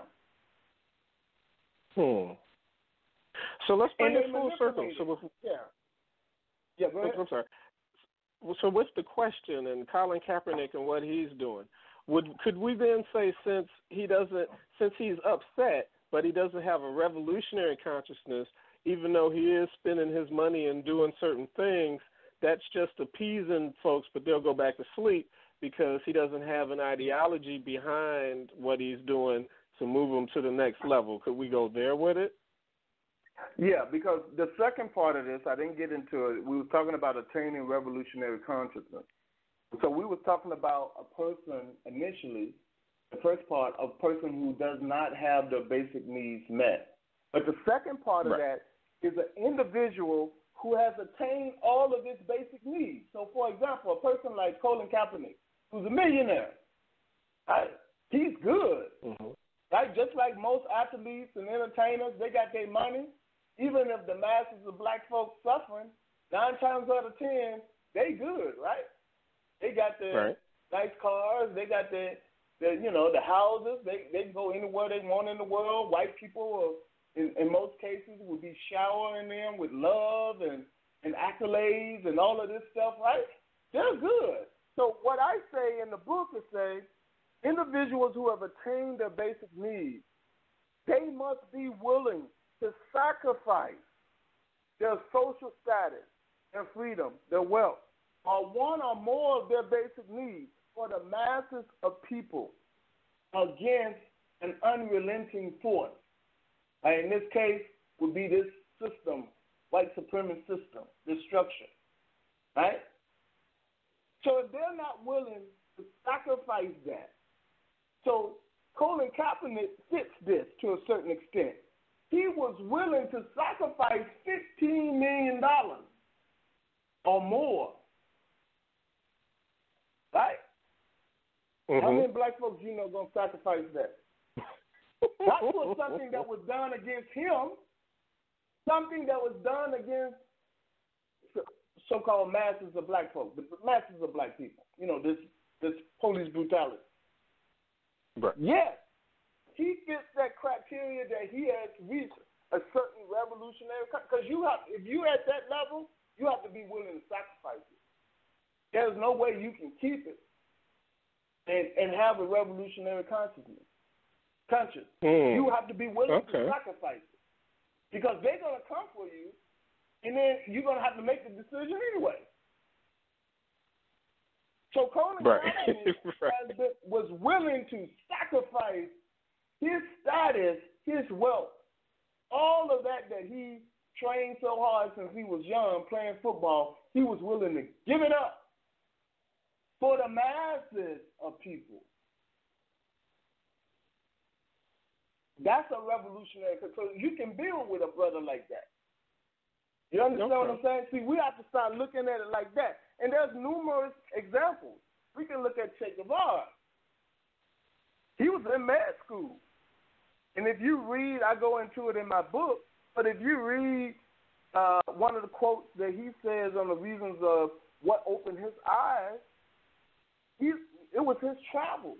When he went around and saw the conditions of the masses of people, and although he was living somewhat good, you know what I'm saying, compared to them, it opened his eyes. He was willing to sacrifice all of that. Okay. He says, this is on page 77, he says, I began to realize at the time that there were things that were almost as important to me as becoming famous are making a significant contribution to medical science. I wanted to help those people. So he's talking about this. So he was willing to sacrifice it all. Right? So hopefully that answered the question. I don't. Okay. Yeah. So now we have 8 minutes left in the live part of the portion of the show. And I don't know what your schedule is like. Would you be able to give us some more time? Because we haven't even touched the FOS yet, and I know that's going to take some time. So would you be able to stick around and do some overtime with us? Yeah, I'll do some overtime, especially because that's quite important part of the whole thing here. Okay. So let me see. No other questions in the chat. Like I said, so we got 8 minutes left in the live part of the show. So if you want to continue listening live, you must call in, because in about 7 minutes, if you're just on the computer, that will cut off. So the number to call in to continue to listen live, again, is 760-454-1111. 760-454-1111. So since we're doing that, let me ask a quick question to take up these last few minutes, and then we'll really dig into the fractal organizational structure. So you have talked about revolutionary consciousness, you've defined it, and you've talked about how one can attain it the two different ways. Now, I've been listening to a few blog talk shows and other public speakers. A few folks seem to be trying to move away from changing hearts, minds, and behaviors of African folks, because they feel it's too hard to do that. It causes too many conflicts, things like that. But you see your revolutionary consciousness idea as paramount before anything else can take place. So why do you feel like it has to be done when some of your contemporaries are saying it's too hard to change minds and behaviors? We need to focus on other stuff that cause too many conflicts. Well, because a simple explanation is because Maatism, one of the goals is to build communities, right? And so in order for you to build communities, you got to have like-minded people who are focused on the same goal if you're really trying to build communities. I can't build with people that have a different agenda, even if they're black, right? If they're African. Okay. So it's quite simple, because we're cutting out all of this stuff, right? And all of this debating of I have to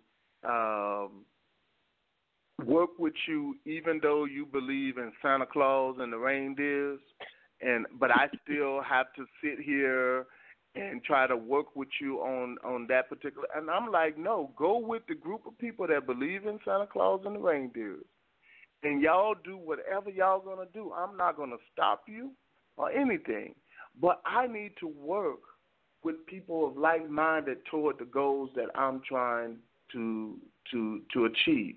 So a socialist is not going to go run out and try to build something with a capitalist. You understand what I'm saying? You don't see the Catholics trying to create a Catholic/Muslim place of worship together. They're in their lane. The Muslims are in their lane. So what I'm saying is that we ain't got time. I mean, to continue all of this dysfunctionality within our community. If people think that their idea is better, go and achieve it. Do it. Why? I'm focused on what I need to do with the people that are like-minded. So, I'm not focused on trying to change anyone at this moment, but people who want to come into the communities, they either have to accept the program of that community, which is the same, right? The fractal organizational structure, or not. They either have to do it or not do it. But isn't that going against the calls for unity? Folks are talking about unity, and we must unify. Yeah, but like I said before, one of the mistakes that we have made is attempting to unify with the masses of African people all at once. I mean, we got African people in the same country that can't even talk to each other. They can't even sit down with each other. They can't even cross marry from one ethnic group to the other. Okay?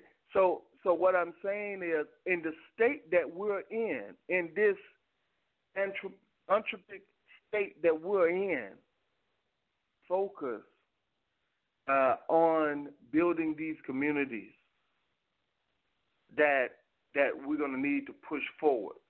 We're starting from scratch at the bottom, brother. So we got to build up.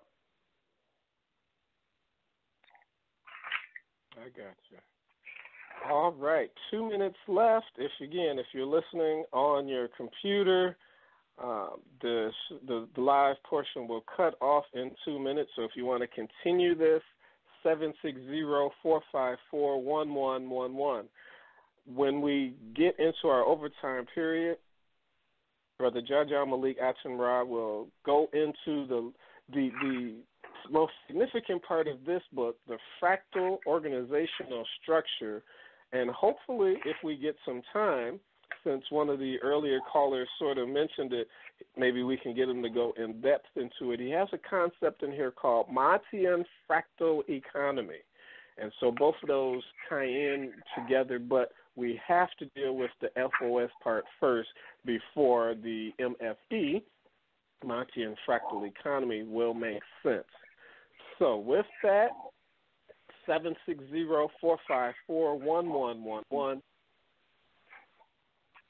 You got a minute and a half. You want to continue live. Otherwise, we thank you, and make sure you download the show. I want to say probably around midnight. That'll be when Blog Talk will finish doing everything, because it'll go to the archives. But the call queue is filling up. That is magnificent. 760-454-1111. What we're going to do now is play a little bit of music real quick. Got a minute left, 760-454-1111, and then come back and get back into this. So, Abibi Fahodie, Total African Liberation, Yabedi Nkonem, We Will Be Victorious. We'll play some music, come back, and get deeper into Maatism, an Indigenous African revolutionary ideology, here at Africa's Reascension. All right, welcome back, everyone. Africa's Reascension. This is your host, Kamal Makesi Tahuti. We're in our overtime period, And I would like to say Madasi to the folks in the call queue who've been patient, who are here hanging in with us. If you have a question, please hit the number 1 on your keypad, and I'll see something on my studio panel, and then we'll bring you on. But before that, let us bring our host interviewee back in, Brother Jaja, and please, the floor is yours. Break down, explain, introduce fractal organizational structure, which for me is a groundbreaking African nation reorganization concept. And if we could do it, then our future is very, very bright. So the floor is yours, brother. Okay. Greetings, everyone, African family. So the fractal organizational structure, I talked about and gave a definition of fractals, and if you've been listening for some time, then let me just go over it again. A fractal is a complex geometric pattern exhibiting self-similarity at every scale. So if you had a microscope, you looked at the smallest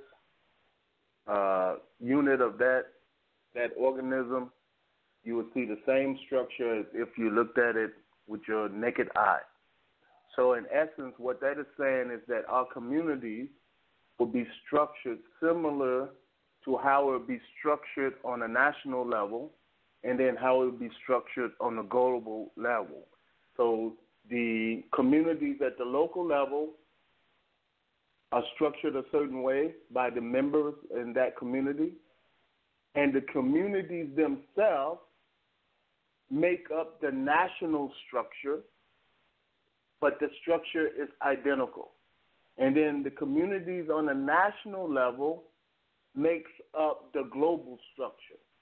So you have a structure of self-similarity at every level. And why do we do this? Is that although you cannot eliminate entropic forces, whether they be internal or external, in any system, just like in nature, a fractal structure gives you the ability, enable you better to be able to suppress and eliminate entropic forces within the system. So let's get into it just as a precursor. So, like a lot of things that I've said before, a lot of the ideas that I have expressed in the book have been influenced by previous African revolutionaries who have left these quotes and ideas, but many of us afterwards did not really understand them or really give it some complex thought to what they were saying. They really didn't give complex thought to what these revolutionaries were saying. So once again, I will read this quote from Huey P. Newton. And he says, "A truly revolutionary vehicle which will survive the repression it encounters daily is made up of a number of characteristics. First of all, there is a small but dedicated cadre of workers who are willing to devote their full time to the goals of the organization. Secondly, there is a distinct organized structure through which the cadre can function." So this kind of set me on the path, along with all the other things that influenced me, that we needed an Indigenous African-based governmental, socio-economic, and political structure. And from my previous comments about fractals, that structure needs to be fractal in nature. So, Kamal, move on, or you want me to pause for any comments or anything? I didn't hear you. Yeah, no one's got a hand raised. There's no questions. No, we need this concept. Go ahead. Okay. So the basic structure as outlined is this. At the top of the structure, you have the Council of Myriad, you have the Ma'at, and you have the Ma'aten Revolutionary Guard. So let me explain those. So the Ma'at is a position that is held only by females, only by women. And she is the mother of the community, and she has her council of advisors, Council of Ma'at, and she has the Ma'aten Revolutionary Guard, which their sole purpose is to monitor the anthropic forces within the community, right? Whether they be internal or external, right? And then from there, and she's basically the overseer of the whole community. She oversees of the whole community, but the day-to-day operation is ran by the Ma. And the Ma is only can be held by a male, so we have that balance there. You have that female-male balance in the structure. And the Ma itself has a council of Ma, and it has, if we're talking on a community level, it has the community defense forces, meaning that if you have a community, you need to have security, right? You have to have security for your community, right? To protect the people, the children, the women, the men, your property, whatever, it needs to be secure. And then from there, you will have, coming from that, you will have different, someone who's over education, like a minister of education, health, agriculture, finance, trade, all of that will fall as kind of like the cabinet or the advisors for the Ahmad over those particular arenas in the community. And then you will have at the bottom, feeding into that structure, the Revolutionary Party. And each, at the local level, each one of the members of the Revolutionary Party is made up of members, a elected member from each family. So basically, you have, say you have a community that is made up of 10 families. Each family will select one representative to be part of the Revolutionary Party. And from there, as the community grows, these other positions are fulfilled. And it has a structure that a community will be structured at this level, and it will be structured in the same way at the national and global level. Obviously, this is more laid out and more detailed in the book, but that's kind of like a short synopsis of the fractal organizational structure. Hello? Yes. So if the negative entropic forces tries to mess with one of the families within the structure, within the FOS, how does its fractal nature stop those negative outside entropic forces? Like, give me an example. When you're talking about a family, so you have families. All the families are living in the community together. So it's not this idea of this Western entity where you have a family on 101st Street and a family on 10th Street. So we're talking about a communal living environment, which is how it's done in traditional African society, right? And we're talking about a communal living society. So think of a compound type of setting, and you have security, walls, fence, or whatever. You have people that are monitoring that, and you have the life of the community inside, and which is needed, especially in countries like America and other places where African people are the minority. But these communities, I would think, will be at a certain level in places where African people are the majority. These communities will be much larger, but we don't want to make them a community like the size of a city. It's important to keep the communities on a smaller nature so these communities can ensure that the members, each member of that community, basic needs are met. There's going to be no one hungry. There's not going to be any elders walking the street with nobody to take care of them. So this is a vision of what life was probably like and what it is like in certain parts of Africa now, but definitely in the past where we had this type of communal type of structure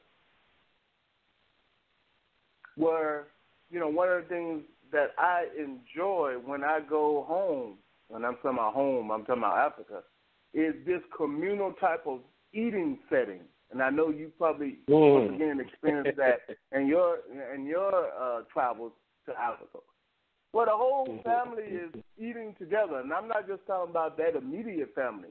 I'm talking about 20, 30, some people all sitting around eating together from one or two big plates of food with our hands. Yep. We need to get back to that type of communal living.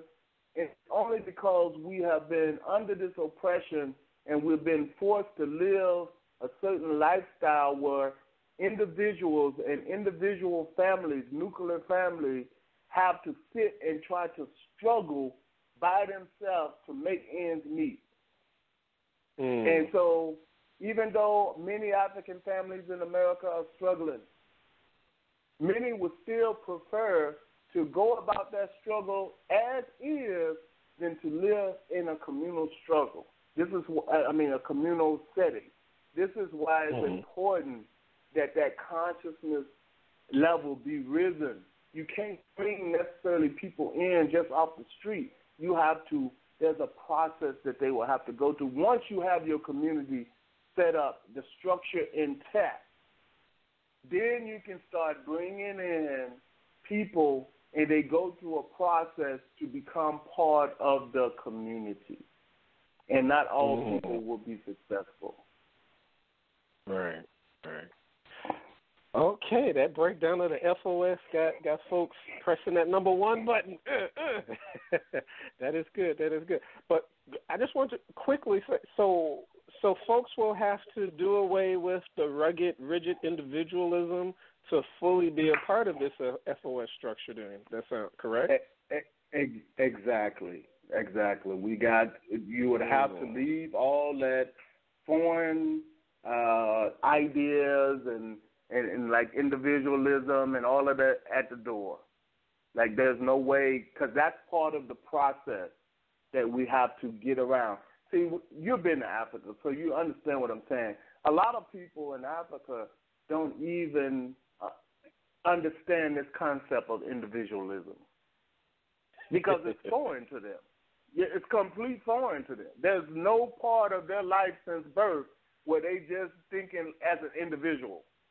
So you know what I mean? So that's something that mostly us that are living, Africans that are living in the diaspora, that this is definitely a process that we're going to have to go through because we're used to having, our own this, our own, bedroom, our own this, our own, we're kind of ingrained into that type of setting, even though in many cases African people would be more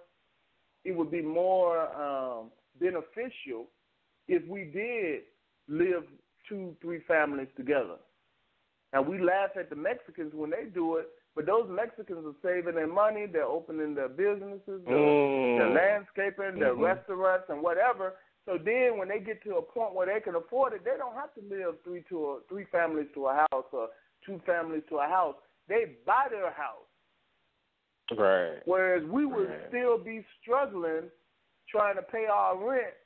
5 years later, 6 years later, the Mexican is rolling around with brand new trucks and all kinds of stuff, and we sitting here still struggling because we laughed at them when they first got to the States and say, oh, these Mexicans, 20 of them living in a 1-bedroom apartment. You understand what I'm saying? But they don't stay in that condition in many cases. Right. So we, like I say, we've been in captivity for so long, we don't even realize that is our original state was a communal lifestyle.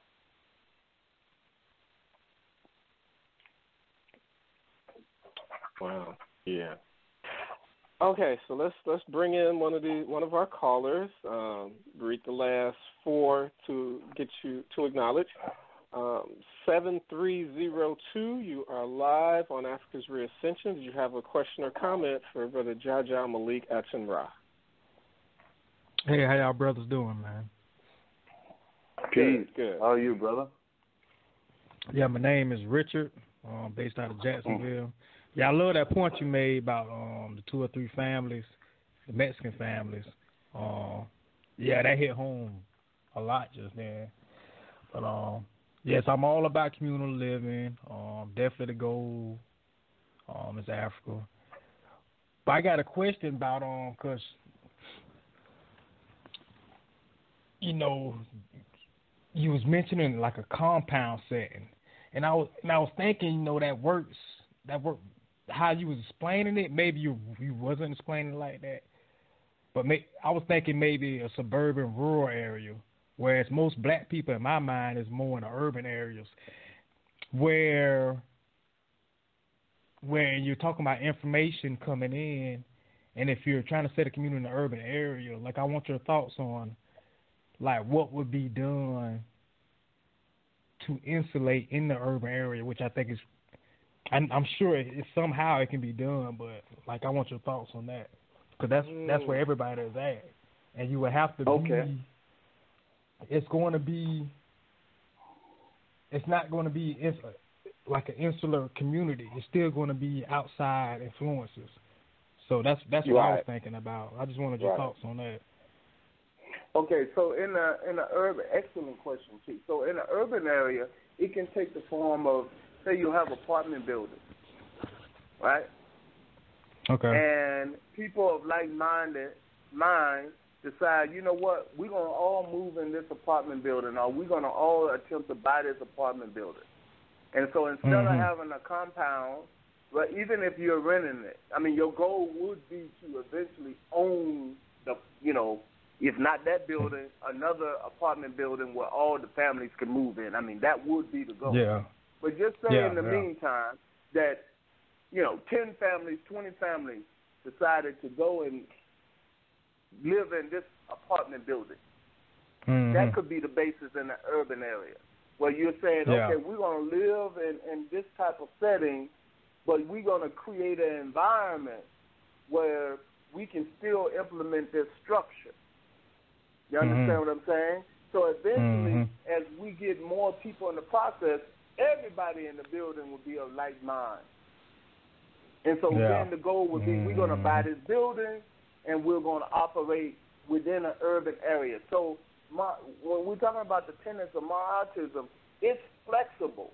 So whether you're in the Kalahari Desert, or whether you're in New York, and Brooklyn, the Bronx, or whether you're out in Watts, or wherever you're at, College Park, wherever you're at, that you're able to do it.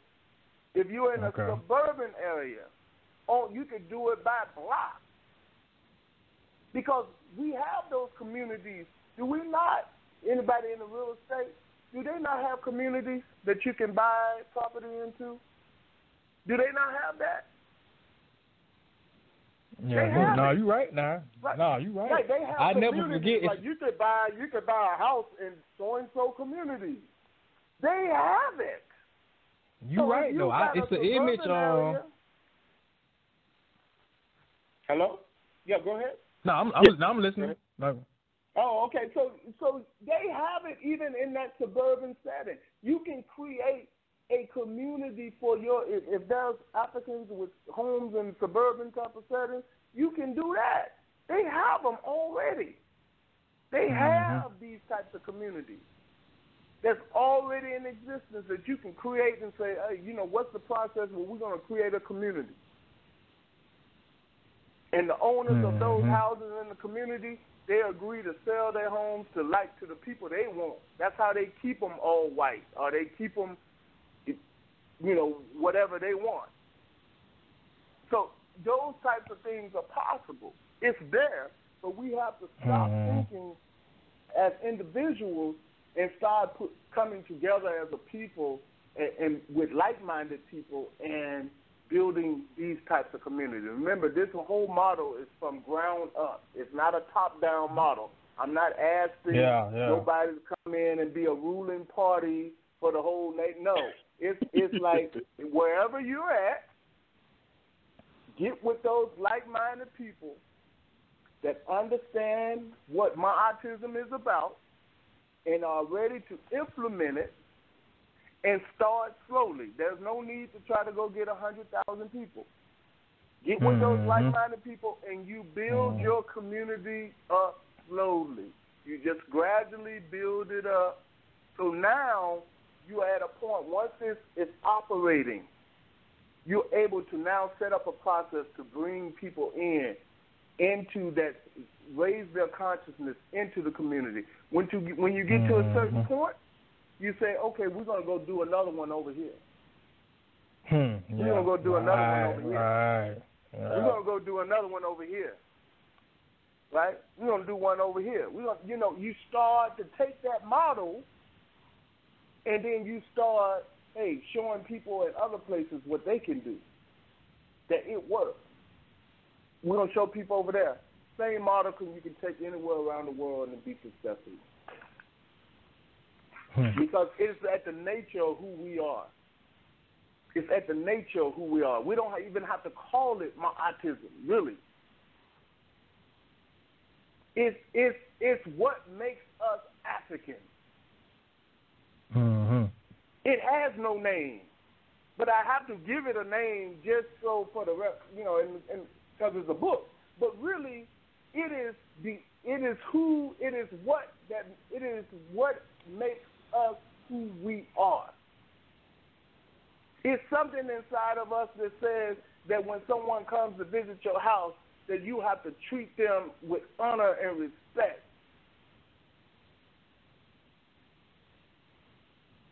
That when I see some elderly people in need, I'm supposed to go and help them and be respectful to. That's something that in our traditional society, nobody even had to tell us. And and what you're talking about, I see actually, something just came to my mind. A lot of other races actually do that. I don't know why we so slow to actually finally come to that conclusion to do that now. An image came back to me where I used to work for this roof supply company. You load the roofing material on the roof and stuff. I was on top of this roof in this subdivision. Man, I was looking around. I'm on top of the roof. All the backyards. It was the cul-de-sac. The whole cul-de-sac. I'm noticing they was not. All the gates were separated. There was no gates separating the houses. All of them, you wouldn't tell it from the outside and the front of the houses because they're separated in the front of the houses. But on the top of the roof, the whole cul-de-sac, I could see the whole cul-de-sac. It was separated in the back of them. Now I don't know what they were. They was Asians. I don't know if they were Chinese, Japanese, whatever. But I'm looking in the backyard. All of them's connected. I seen this person over here walking this person's house. This person chilling over here. They had the whole cul-de-sac. Exactly what you're talking about. I forgot all about that. See, that just came back to my memory just now. Yeah, they absolutely have it. I'm gonna put I don't highlight this in the book, but I'm just show you some of the research that I've been doing.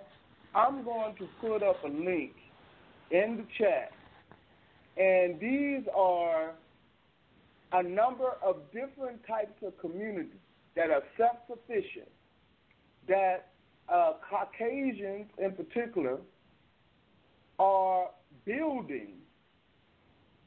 Let me just get they are building and give it as free knowledge on building various types of communities in different settings. And if you go and look at this site and structure, so a lot of this they already know. That in many cases we're coming late to the game. Mm-hmm. They already then came up with these types of concepts, and they already building these self-sufficient communities that are based on certain models that they didn't stole not from their culture. They didn't went around the world and saw how other people were living and started to build communities, that are based on these structures. And at some point, I will put it up in the chat, and then you can go and take a look at it. But it blew me away that I was like, man, they already doing it. They already doing it. Like, they got communities, and you look at the designs. Most of the designs of these communities are African-based designs of structures that they have copied, basically, around the world and from African countries. So I'll put it up there when I get a chance, and within the next minute or two. I'm just trying to load some on the computer, but I'll put it up there. But thank you for calling, brother. You got any more comments? Not right this second, but okay. Yeah. So are you in the chat? Are you in the chat? I actually not. I'm not even. I don't even have a profile yet. Like I popped up on this. I seen the post in the BAIO forum on Facebook. Mm-hmm. Okay. Yeah, and I just popped. And I just I be listening to BAIO on YouTube. I said I was gonna make a profile so I could start catching everybody live, and then I saw your post, and I said, let me check this out. So definitely. The book sounds interesting, man. I'm definitely looking forward to buying it. Yeah. So look for it sometime next week. You can go to lulu.com. Maatism, MAATISM. It'll be up in there, and you definitely give me some feedback on it, man. I'm looking for all the different critiques and everything because, like I say, this is just setting the table. If somebody got something greater, I'm all for it. But right now, it seems like that we just still stuck with all of these foreign ideologies and trying to utilize them and blacken them up and Africanizing them to make it the ideology for the African Revolution. But I did, for anybody else listening that's in the chat, I did put the website of some of the communities and the designs of the communities that the Caucasians are already doing. And when you go there and check it out, they have about 4 different types of villages and structures that they are building. And they're way ahead of the game. Self-sufficient type of things. So they're way ahead of the game when it comes to that. So check it out if you're looking. But thank you, brother, for calling, and I look forward to getting any feedback from the book when you get it. Okay, yeah, appreciate it, man. All right. All right. Thanks for the call. I'll put you back on mute. There we go. All right, so for everyone that's not in the chat, the link is basically onecommunityglobal.org. That's all one word, onecommunityglobal.org, and then there's some more to it. It's what is an earth bag village, and then so then you can walk through if they go to One Community Global, if they go to the One Community Global, that'll bring them to the home page, and then they just hit let me see here. Just go with the Open Source Foundation link that's at the top, and they give you the 7 highest good housing village design, and there's different types. And when you look at them and you go into looking at the different designs, they're already building these communities. So it's possible. Now, we might more than likely are not starting at this level, but I mean, they got treehouse villages just to show you that they way on another level. They got shipping container villages. They got earth bag villages, straw bale village, compressed earth blocks. So they already building these types of communities. And we don't. 9 times out of 10, we don't have the resources like that on this part of the world. But this earth bag village looks like it's from Burkina Faso that they actually stole the structure. Are you looking at it, Kamal? Yeah, because even the houses are like round. That's what I said. The little units are round. They're not even square. There's never been any round housing structures in the history of Europe. So damn yeah, they stole that from us. Never. So now you see what I'm talking about. Always been a damn square everywhere. Have you looked at the treehouse village? I mean, they already doing it. 51 residential units, 21 visitor units. You see what I'm saying? Like they way only requires 1 acre. Yeah. So that's what I'm saying. They're way ahead of us in this game. We just starting out. Mhm. And these are self-sufficient villages. They try to make them as self-sufficient as possible. So we have to create models within urban areas that are successful. I gave you one proposal. You know, take over apartment complex. But it could be just occupying, you know, an acre of land and building structure. It all depends. It's flexible enough because you know what the goal is.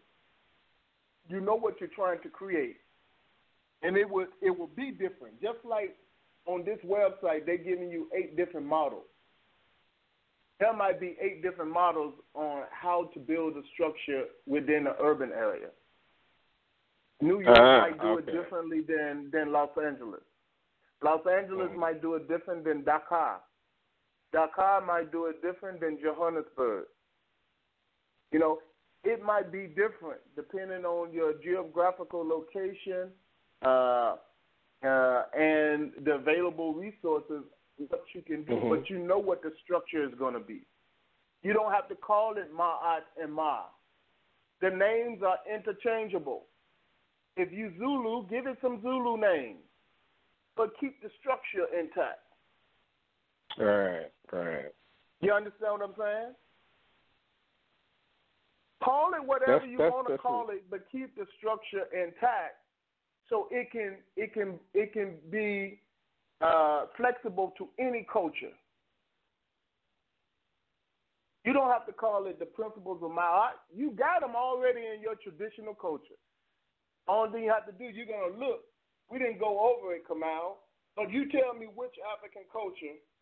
Let me get to it. I have not robbed with violence. You're going to see that in almost every African culture. Do not steal.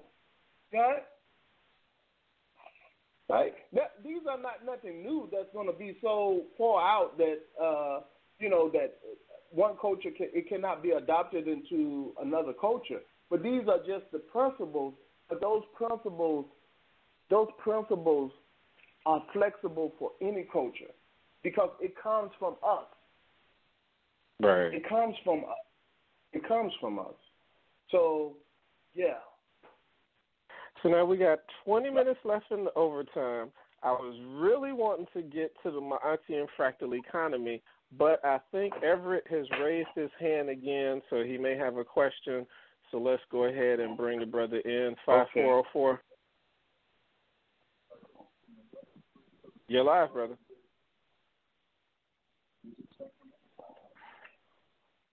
Brother Everett, is this you? Uh-oh, maybe he wasn't ready. 5404.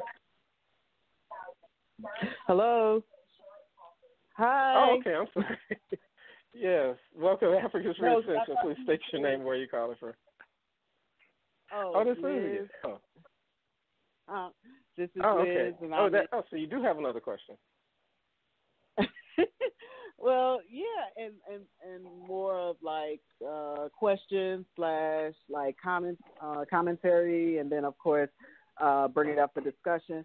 Now, I got a lot of points from when Brother Malik was speaking, and of course it's safe to say we were talking about African people, like we're considered, the man-to-man or human-to-human relationship, and of course the European or Caucasian is the man-to-object relationship. So okay. So some of what he was talking about, I definitely agree with. Now, with the communal aspect, are you, let's see, how do we start off? All right. I know we want to meet, we want to have our terms, Africa and African people on their terms. And he was starting out saying, oh, hey, we need to get rid of these installed political boundaries. We need to go back to the community and building from there. Now, with building, it's safe to say it won't just stay the community. That's one of the smallest things in the equation. It eventually jumps to, you'll probably have a country or a nation state. Now, can we look at erasing the boundaries that were installed not by us, but setting up our own boundaries? Our own, eventually it will grow into a nation state, because a community will get larger than a community, and you'll eventually have to have governance. And it made me reach back to Kemet in the African Worldview book, edited by Karanga and Carruthers.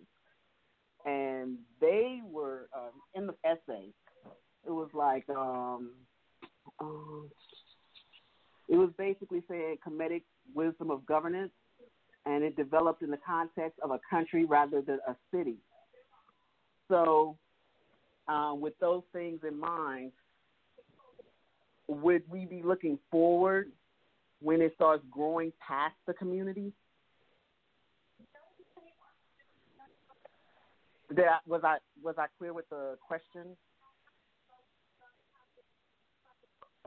Yeah, I can answer the question. I thought Kamal had something to say, but if you want to just get to me, I can answer it. Well, I was just going to say absolutely. When I'm looking through it, he was speaking on the local level, but he definitely does have a national level structure, which is duplicated from the local to the national, and then from the national to the international. So all of those levels are there, and they're duplicated because they're fractal based. But I'm sure now he'll go deeper than that. Yeah, and I pointed it out earlier. Maybe you missed it, or I wasn't clear. Is that communities, eventually a collection of communities will create a second tier at the national level, right? So just say, you're in New York, right? And say in New York, there's 50 communities, right? So for that region of New York, there will be like a national level, where each community contribute to building the structure at the national level, at that level. And all of the different national level communities will contribute to building up the global structure, right? So, in essence, it's taking communities from a local level, which help create it on a national level, and those national level communities create the global structure that is needed. So now we're interlinked around the world. And in some cases, it's probably better that when you do get the book, because I do go into it more in detail, and there's a visual structure there, and at the local, national, and global level, and maybe that'll give you, it will clarify things a little bit more for you. If my answer is not doing it for you, so it is in the structure that you will have it at different levels. But the nation-state concept itself is a creation of the European mind. Right? Let me say that again. It is a creation of the Europeans coming from their culture, their history. They put that structure into Africa. And so as long as we stuck on the national state, even the nation-state concept, it's not even compatible with a Pan-African vision. Because what is that saying? If we're trying to push Pan-Afrikanism, unifying all African people, nation-states, the borders are gone anyway. Right? They're gone. So that means people on the continent would be able to go anywhere they want to go. Just like in Europe now, they created a thing called Europe. If you got a Spanish passport or whatever, you can go anywhere in the Europe because it's all one entity now. You talking about the EU, like that? Yeah, the EU. Yeah. No, not like that. But I'm giving you just an example that the vision of a Pan-African unity. When we say Pan-African unity, what is that saying? That means all the people are unified under, a certain structure, right? So if you have a certain structure, the European structure that is in Africa prevents the unity from occurring. You get it? That this nation-state structure, which is the creation of the European mind, prevents African unity from happening. So why would we go and create another nation-state structure along the same lines? It has to be different. Well, I don't think of the nation-state in the European concept. I just thought of it like nation-state and country as interchangeable.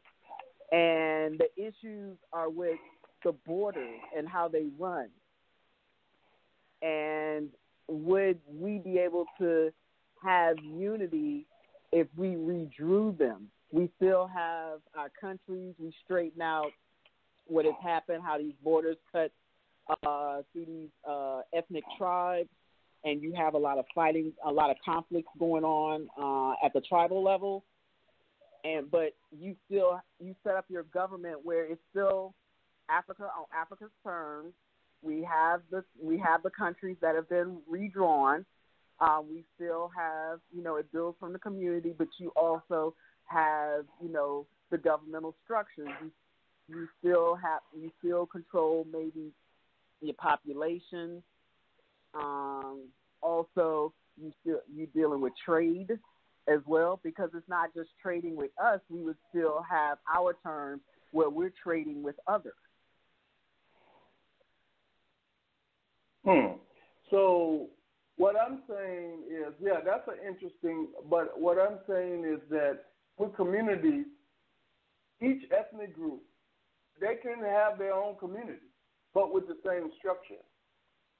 These artificial lines that the Europeans drew, the populations are so ridiculously messed up in some countries as it pertains to how they drew the borders, is that we got to get out of this. Did we have borders drawn before Europeans came? Well, was there such a thing? Well, couldn't it be argued that the kingdoms had borders? You knew where Punt started and where Kemet ended? Yeah, by natural barriers like rivers and mountains and whatever. But even those things vary depending on the movements of the people. Right? So some people were suffering from famine, and they ended up migrating to other parts of Africa. You know, so so what are we going to base the borders on? Are we going to base them on where the people are living at right now? Because what happens is, if there's famine in one part of Africa, and say in this country, this new country with the new borders, and the people decide to move across the borders to the other country, then maybe the people in the other country will not accept them because they say, nope, this is our land, and you got to go back to your land, even though there's no water, food, or whatever, and that would create maybe conflict.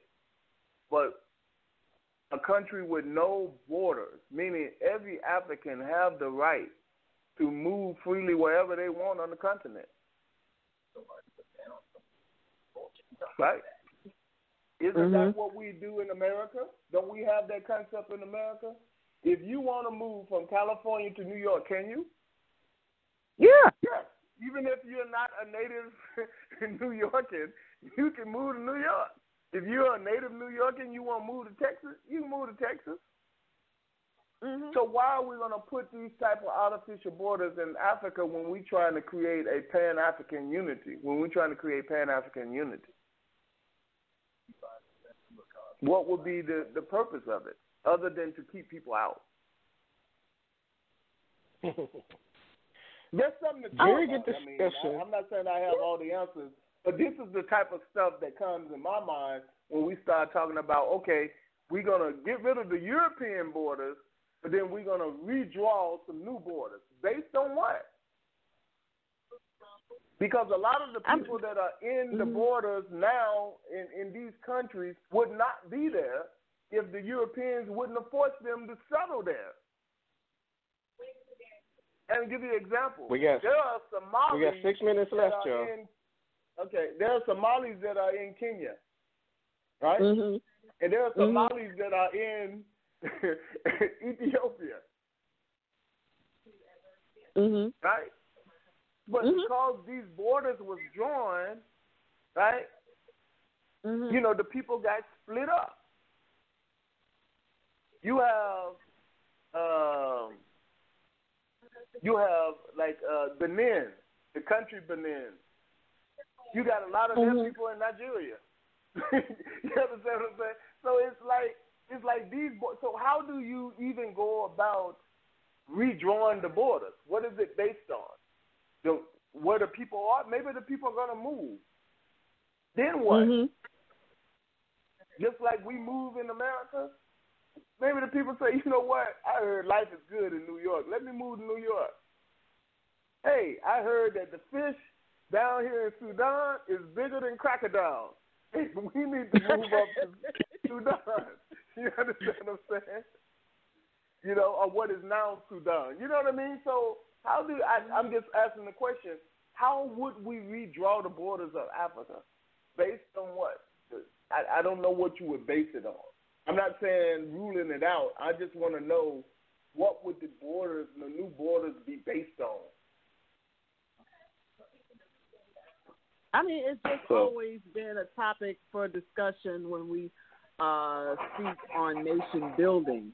And some people have, said, yeah, I do agree we need to get rid of the European borders and draw our borders on our own terms.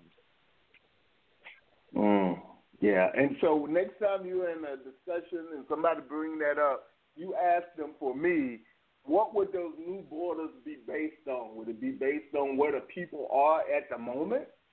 because they may be only there because the borders were drawn and they can't go back. You go ask the Somali in Ethiopia if they would not want to be part, the Ogaden area want to be part of the larger Somalia, they would say yes. So that's what I'm saying. How would it be? I don't understand how you would base it on. Base it on what? What would be the basis of it on? I don't know. I'm at a period now, so I know you counting the minutes. Right, I'm just looking at that. That's fine. Because I want you to sum up everything. So we're going to have to table this discussion for a later date. Maybe we bring you back once the book is out and get you to talk some more on some stuff. But Sister Liz, if you don't mind, I'll put you on mute. Oh, yeah. We can talk offline. Okay. No problem. All right. So, we got about 2 minutes left. So, your contact information for folks to get the book and sum it all up for us, please.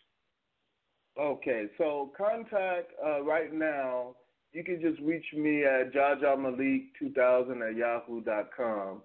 And then I have to check to make sure the email is up. But if not that, it would be jajamalik@maatism.com. So either or, one of those two you can get me. And the book should be available for sale November 25th. You will be able to purchase the book for sale. And just last out to sum it all up, the purpose of me writing this book and taking on this endeavor is to provide a clear understanding and path for African people to attain a revolutionary consciousness and to lay out the blueprint for building African communities based on the fractal organization structure as outlined in the book. So that is the main goals of this work. It's an introductory work, and hopefully in the future there will be more writings, more books that will go more in detail on the applications of it and Maatism. So hopefully this will just get your mind, the wheels in your mind turning to try to think outside of the box, and let's move forward with trying to relieve Africans of over 2,000 years of oppression by foreigners. So that is my last comment, and thank you, Kamal, for having me. It's been a blast, and keep up the good work, and I'll see you on the battlefield. All right. Thank you for coming on and sharing with us Maatism and Indigenous African Revolutionary Ideology. As you said, hopefully next week it should be out at lulu.com/Maatism. I think I got that right, MAATISM. But you all can hit me up, and if you want more information, I can shoot it to you once it's 100% out. And he shared his contact information as well. So please, in about 10 minutes, the show will be online for archive.